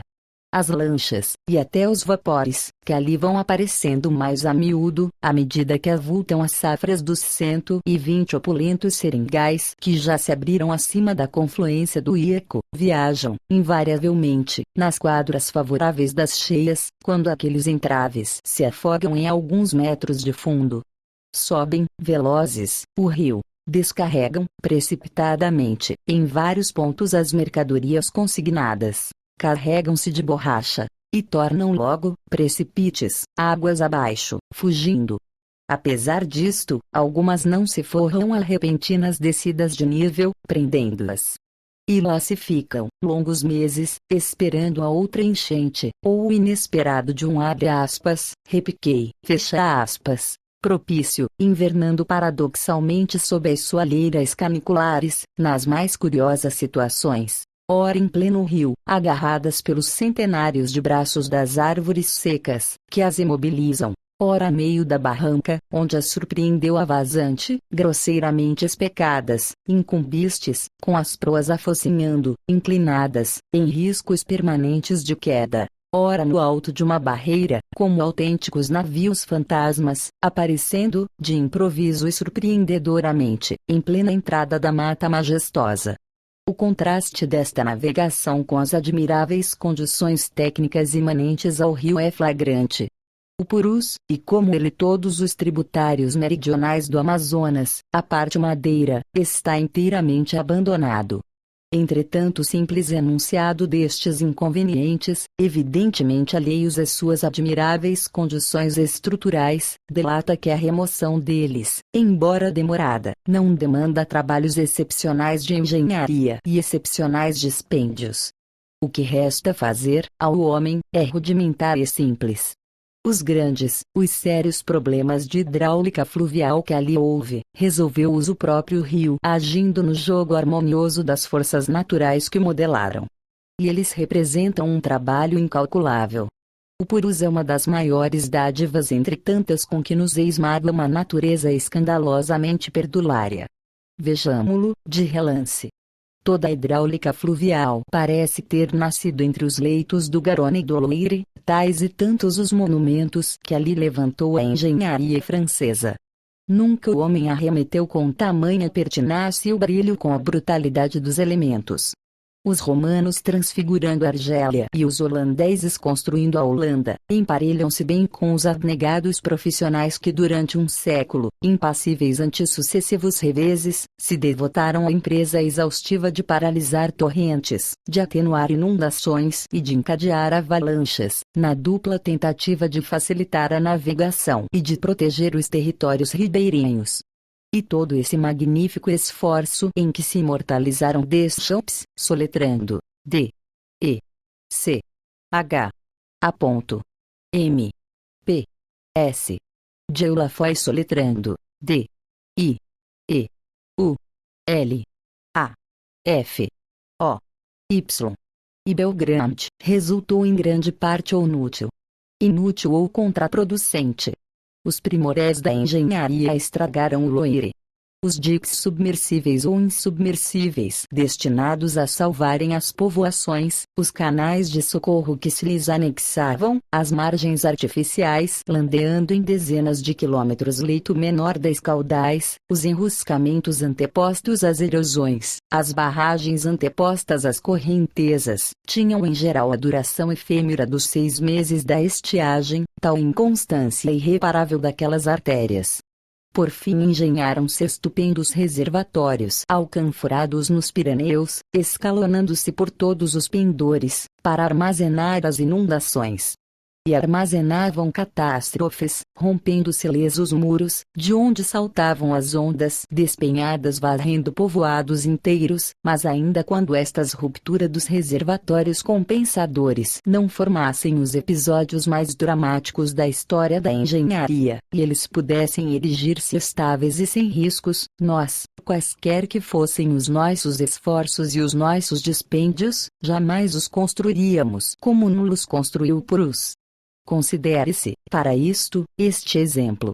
Do Ponchiel, para dar ao neste, um pequeno rio com a despesa média de 25 metros cúbicos, um modelo constante, que lhe amortecesse as inundações, calculou um reservatório de 300 bilhões de litros e recuou ante o algarismo colossal. Ora, o neste é 3 vezes menor que o Ieco, que, entretanto, não se inclui entre os maiores afluentes do Purus. Diante destes dados formidáveis, põe-se de manifesto que a construção de reservatórios compensadores no grande rio seria o mesmo que fazer um mar, e conclui-se que os existentes, numerosíssimos, às suas margens, representam um capital inestimável e acima dos mais ousados orçamentos. Precisamos ao menos conservá-lo. Aproveitemos uma lição velha de um século. O Mississippi, que no seu curso inferior retrata o traçado do Purus com a exação de um decalque, era, pelas mesmas causas, ainda mais inçado de empecilhos, tornando-o quase impenetrável e em muitos lugares de todo intransponível. Alguns dos seus tributários não estavam apenas trancados, desapareciam, literalmente, sob os abater-se. No entanto o grande rio, hoje transfigurado, desenha-se como um dos traços mais vivos da pertinácia norte-americana. Lá está, porém, no seu vale, em um de seus afluentes, o Rio Vermelho, um caso desalentador. É um rio perdido. O Yankee descobriu tarde demais. A desmedida tranqueira, Tegreat Raft, soletrando T-H. E. G. R. E. A. T. R. A. F. T. Exatamente formada como as que estão formando-se no Purus, estira o labirinto de seus madeiros e das suas frondes mortas por 630 quilômetros, e lá está, indestrutível, depois de desafiar durante 22 anos os maiores esforços para uma desobstrução impossível. Estabelecida a proporção entre aquele rio minúsculo e o Purus, entre nós e os norte-americanos, aquilatam-se as dificuldades que nos aguardarão, se progredirem os obstáculos apontados, e cuja remoção atual, completando-se com a defesa, embora rudimentar, das margens mais ameaçadas pelas erosões, é ainda de relativa facilidade. Ao mesmo passo se atenuarão consideravelmente as divagações, precitadas, que constituem verdadeira anomalia num rio aparelhado de um perfil de estabilidade demonstrável até geometricamente, como vimos. De qualquer modo urge iniciar-se desde já modestíssimo, mas ininterrupto, passando de governo a governo, numa tentativa persistente e inquebrantável, que seja uma espécie de compromisso de honra com o futuro, um serviço organizado de melhoramentos, pequeno embora em começo, mas crescente com os nossos recursos, que nos salve o majestoso rio. Von Deinstein, com a agudeza irrivalizável de seu belo espírito, comparou, algures, pitorescamente, o Xinguang enteado, da nossa geografia. Estiremos o paralelo. O Purus é um enjeitado precisamos incorporá-lo ao nosso progresso, do qual ele será, ao cabo, um dos maiores fatores, porque é pelo seu leito desmedido em fora que se traça, nestes dias, uma das mais arrojadas linhas da nossa expansão histórica. CD 9. Um clima caluniado. Na definição climática das circunscrições territoriais criadas pelo Tratado de Petrópolis tem-se incluído sempre um elemento curiosíssimo, ante o qual o psicólogo mais rombo suplanta a competência do professor ou qualquer outro mestre em coisas meteorológicas: o desfalecimento moral dos que para lá seguem e levam desde o dia da partida a preocupação absorvente da volta no mais breve prazo possível. Cria-se uma nova sorte de exilados, o exilado que pede o exílio, lutando por vezes para conseguir, repelindo outros concorrentes, ao mesmo passo que vai adensando na fantasia alarmada as mais lutuosas imagens no prefigurar o paraíso tenebroso que o atrai. Parte, e leva no próprio estado emotivo a receptividade a todas as moléstias. Atravessa 15 dias infindáveis a contornear a nossa costa. Entra no Amazonas. Reanima-se um momento ante a fisionomia singular da terra, mas para logo acabrunha a imensidade deprimida, onde o olhar lhe morre no próprio quadro que contempla, certo enorme, mas em branco e reduzido às molduras indecisas das margens afastadas. Sobe o grande rio, e vão-se-lhe os dias inúteis ante a imobilidade estranha das paisagens de uma só cor, de uma só altura e de um só modelo, com a sensação angustiosa de uma parada na vida. Atônicas todas as impressões, extinta a ideia do tempo, que a sucessão das aparências exteriores, uniformes, não revela, e retraída a alma numa nostalgia que não é apenas a saudade da terra nativa, mas da terra, das formas naturais tradicionalmente vinculadas às nossas contemplações, que ali se não veem, ou se não destacam na uniformidade das planuras, entra por um dos grandes tributários, o Juruá ou Purus. Atinge o seu objetivo remoto, e todos os desalentos se lhe agravam. A terra é, naturalmente, desgraciosa e triste, porque é nova. Está em ser. Faltam-lhe a vestimenta de matas os recortes artísticos do trabalho. Há paisagens curtas que vemos por vezes, subjetivamente, como um reflexo subconsciente de velhas contemplações ancestrais. Os cerros ondulantes, os vales, os litorais que se recortam de angras, e os próprios desertos requestados, afeiçoam-se-nos às vistas por maneira a admitirmos um modo qualquer de reminiscência atávica. Vendo-os pela primeira vez, temos o encanto de equipararmos o que imaginamos com o que se nos atulha, numa exteriorização tangível de contornos anteriormente idealizados. Ali, não. Desaparecem as formas topográficas mais associadas à existência humana. Há alguma coisa extraterrestre naquela natureza anfíbia, misto de águas e de terras, que se oculta, completamente nivelada, na sua própria grandeza. E sente-se bem que ela permaneceria para sempre impenetrável se não se desentranhasse em preciosos produtos adquiridos de pronto sem a constância e a continuidade das culturas. As gentes que a povoam talham-se-lhe pela braveza. Não a cultivam, a formoseando-a, domam-na. O cearense, o paraibano, os sertanejos nortistas, em geral, ali estacionam, cumprindo, sem o saberem, uma das maiores empresas destes tempos. Estão amansando o deserto. E as suas almas simples, um tempo ingênuas e heróicas, disciplinadas pelos reveses, garantem-lhes, mais que os organismos robustos, o triunfo na campanha formidável. O recém-vindo do sul chega em pleno desdobrar-se daquela azáfama tumultuária, e, de ordinário, sucumbe. Assombram-no, do mesmo lance, a face desconhecida da paisagem e o quadro daquela sociedade de caboclos titânicos que ali estão construindo um território. Sente-se deslocado no espaço e no tempo, não já fora da pátria, senão arredio da cultura humana, extraviado no recanto da floresta e num desvão obscurecido da história. Não resiste. Concentra todos os alentos que lhe restam para o só efeito de permanecer algum tempo, inútil e inerte, no posto que lhe marcaram, mal desempenhando os mais simples deveres. Induz-lhe os olhos em todos os vapores que descem, e o espírito ausente nos lares afastados, longo tempo, em um exaustivo agitar de apreensões e conjecturas, até que o sacuda, inesperadamente, em pleno dia canicular, um súbito estremeção de frio, delatando-lhe a vinda salvadora, e por vezes reconditamente anelada, da febre. E é uma surpresa gravíssima. A vida desperta-se-lhe de golpe, naquela cotovelada da morte que passou por perto.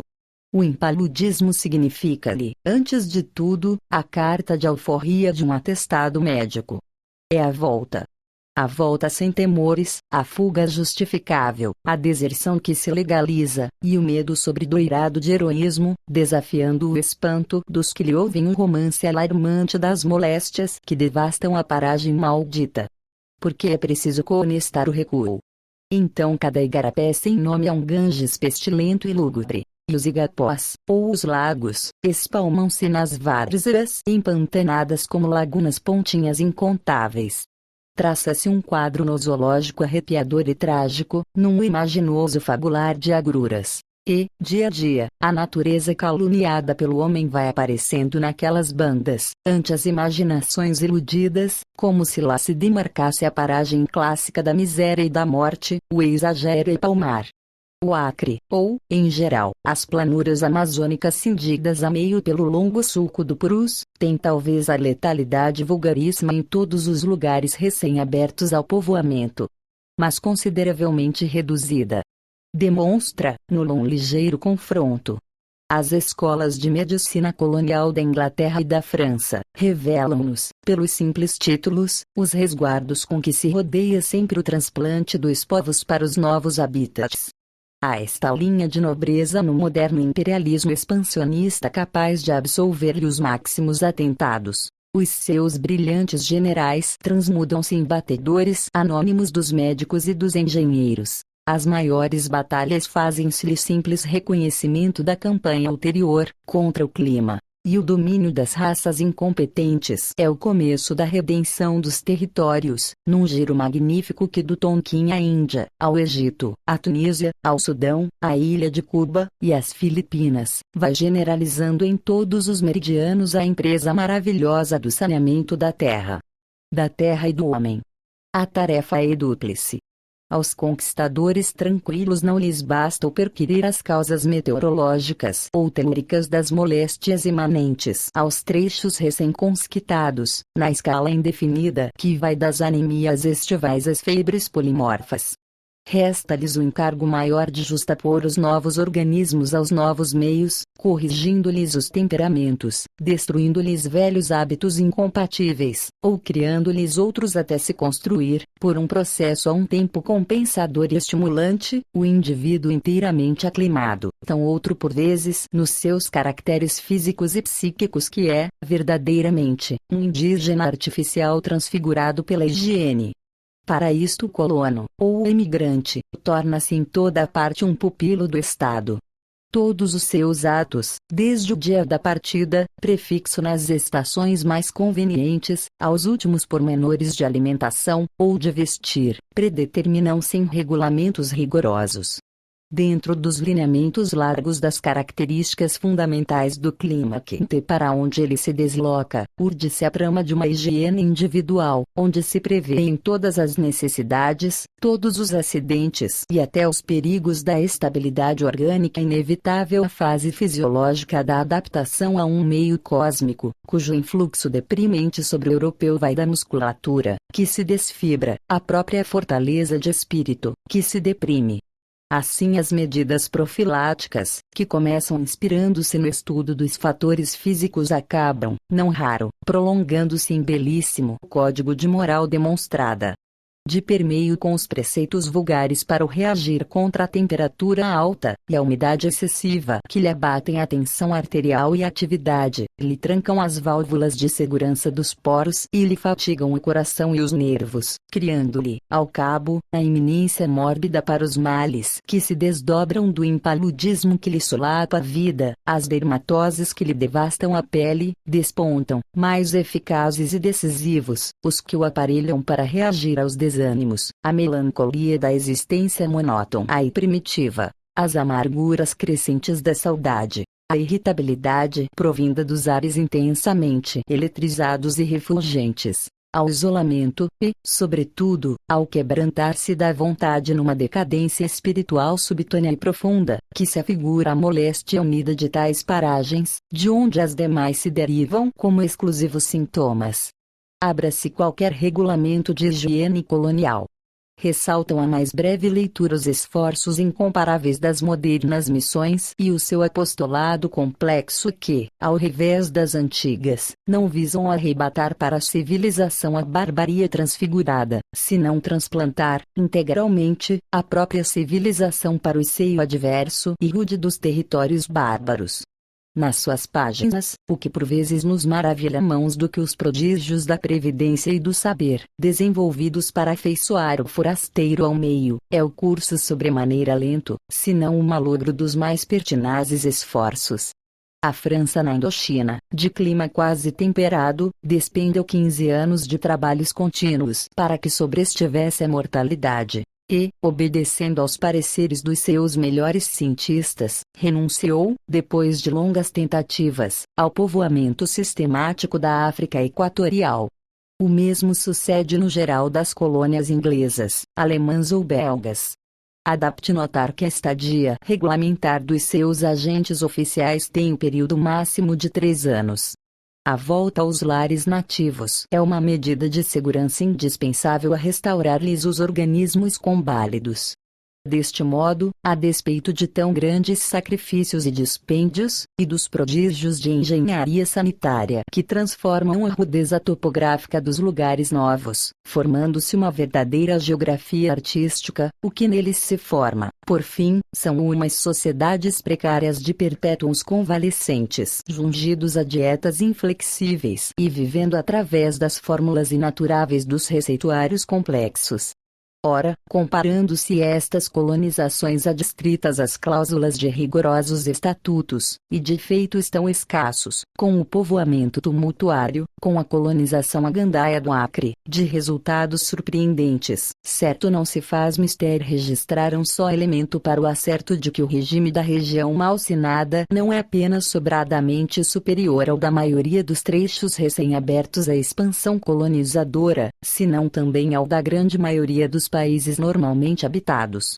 De fato, a parte o favorável deslocamento paralelo ao Equador, demandando as mesmas latitudes, não se conhece na história exemplo mais golpeaste de migração tão anárquica, tão precipitada e tão violadora dos mais vulgares preceitos de aclimamento, quanto da que desde 1879 até hoje atirou, em sucessivas levas, as populações sertanejas do território entre a Paraíba e o Ceará, para aquele recanto da Amazônia.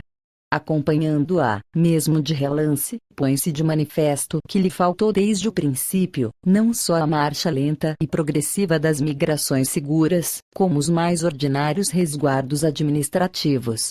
O povoamento do Acre é um caso histórico inteiramente fortuito, fora da diretriz do nosso progresso. Tem um reverso tormentoso que ninguém ignora. As secas periódicas dos nossos sertões do norte, ocasionando o êxodo em massa das multidões flageladas. Não o determinou uma crise de crescimento, ou excesso de vida desbordante, capaz de reanimar outras paragens, dilatando-se em itinerários que são o diagrama visível da marcha triunfante das raças. Mas a escassez da vida e a derrota completa ante as calamidades naturais. As suas linhas baralham-se nos traçados revoltos de uma fuga. Agravou sempre uma seleção natural invertida. Todos os fracos, todos os inúteis, todos os doentes e todos os sacrificados expedidos a esmo, como o rebotalho das gentes, para o deserto.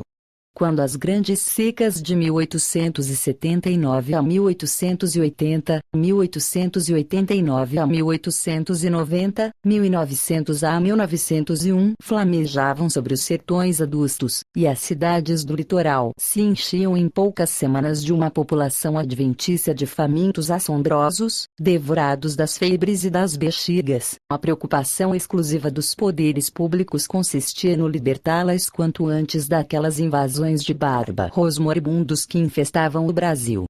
Abarrotavam-se as carreiras, os vapores, com aqueles fardos habitantes consignados à morte.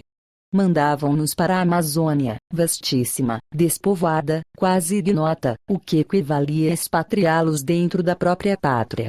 A multidão martirizada, perdidos todos os direitos, rotos os laços de família, que se fracionava no tumulto dos embarques acelerados, partia para aquelas bandas levando uma carta de prego para o desconhecido. Ia, com os seus famintos, os seus febrentos e os seus variolosos, em condições de maligna e corromper as localidades mais salubres do mundo.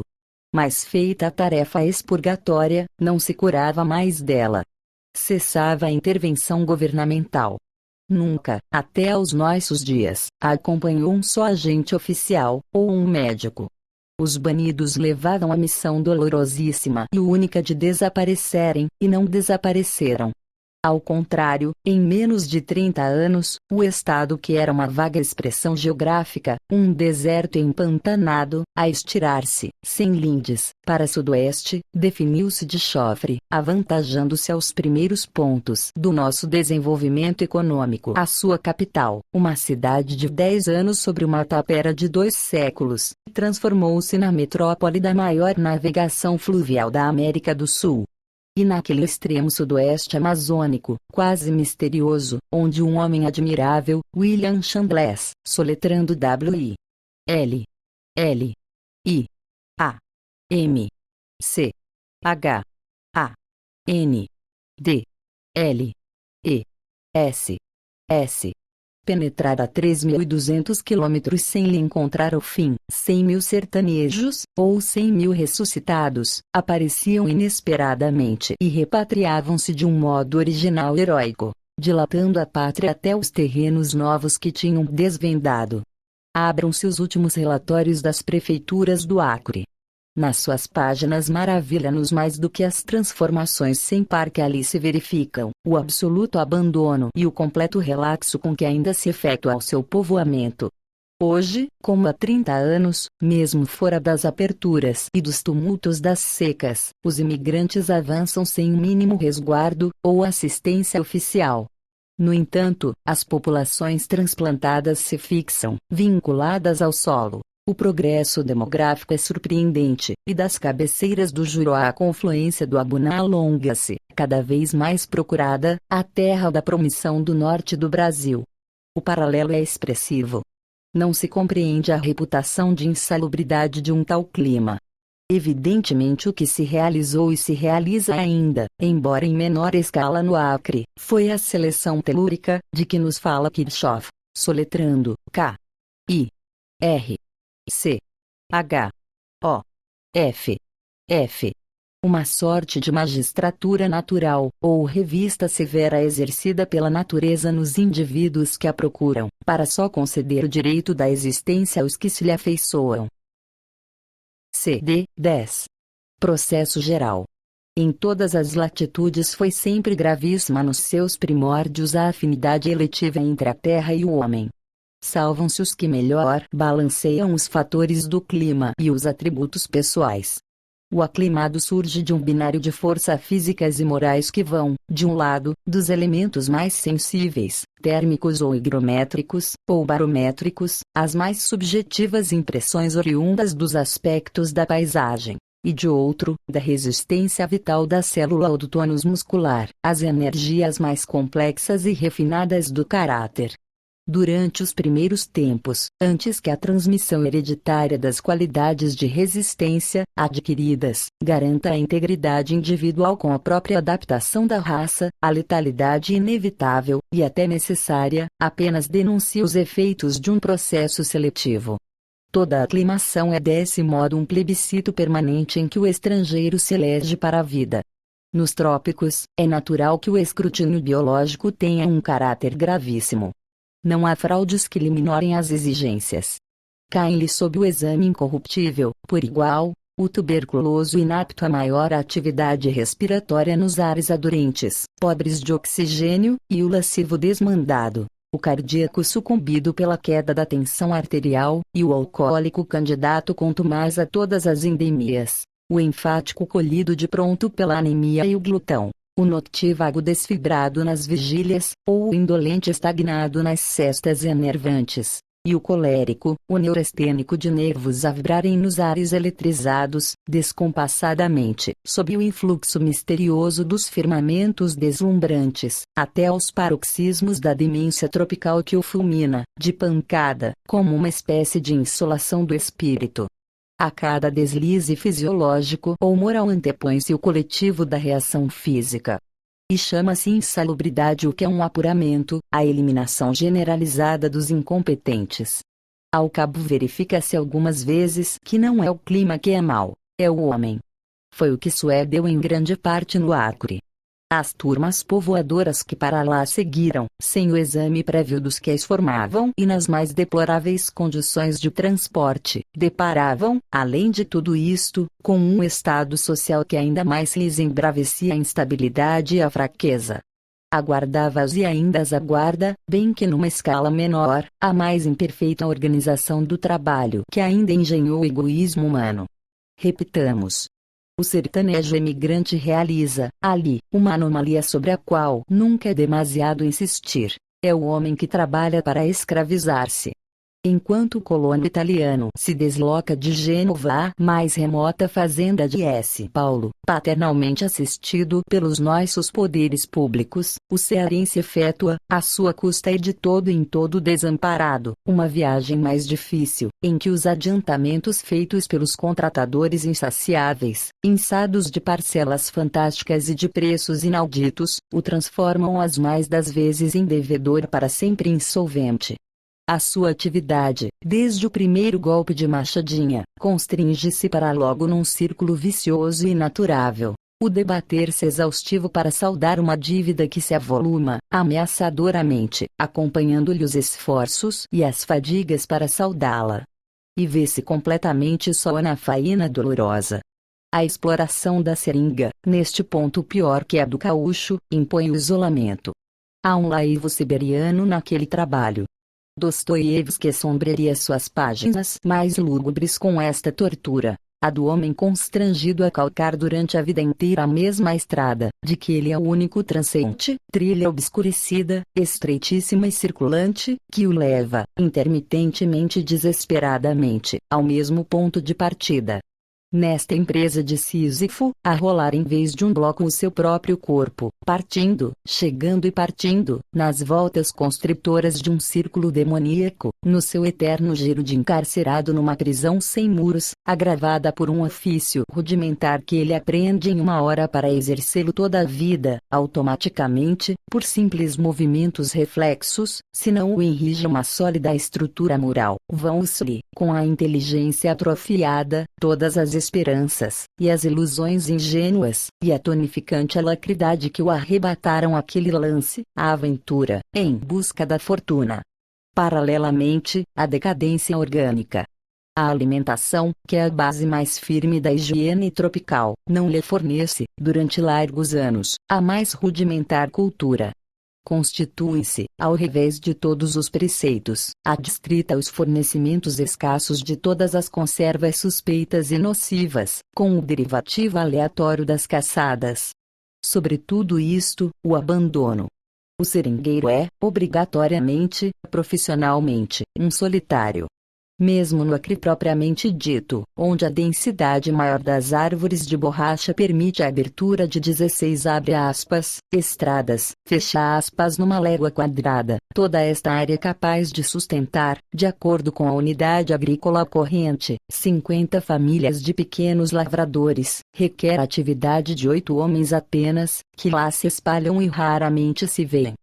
Calcule-se um seringal médio, de 200 estradas, tem cerca de 15 léguas quadradas, e este latifúndio, que se povoaria larga com 3.000 habitantes ativos, comporta apenas a população invisível de 100 trabalhadores, exageradamente dispersos. CD 11. Fim do livro. A margem da história. Autor: Euclides da Cunha. Esta é uma gravação produzida na Biblioteca Braille do Estado do Amazonas, com a utilização de voz sintetizada. Em 30 de setembro de 2011, de acordo com a Lei nº 9.610, de 19 de fevereiro de 1998, para uso exclusivo de deficientes visuais, sendo proibida a venda, comercialização e reprodução, locução. Fernanda, Biblioteca Braille do Amazonas, a luz através dos dedos, B. A. M. Produção, Enilda Ramalho.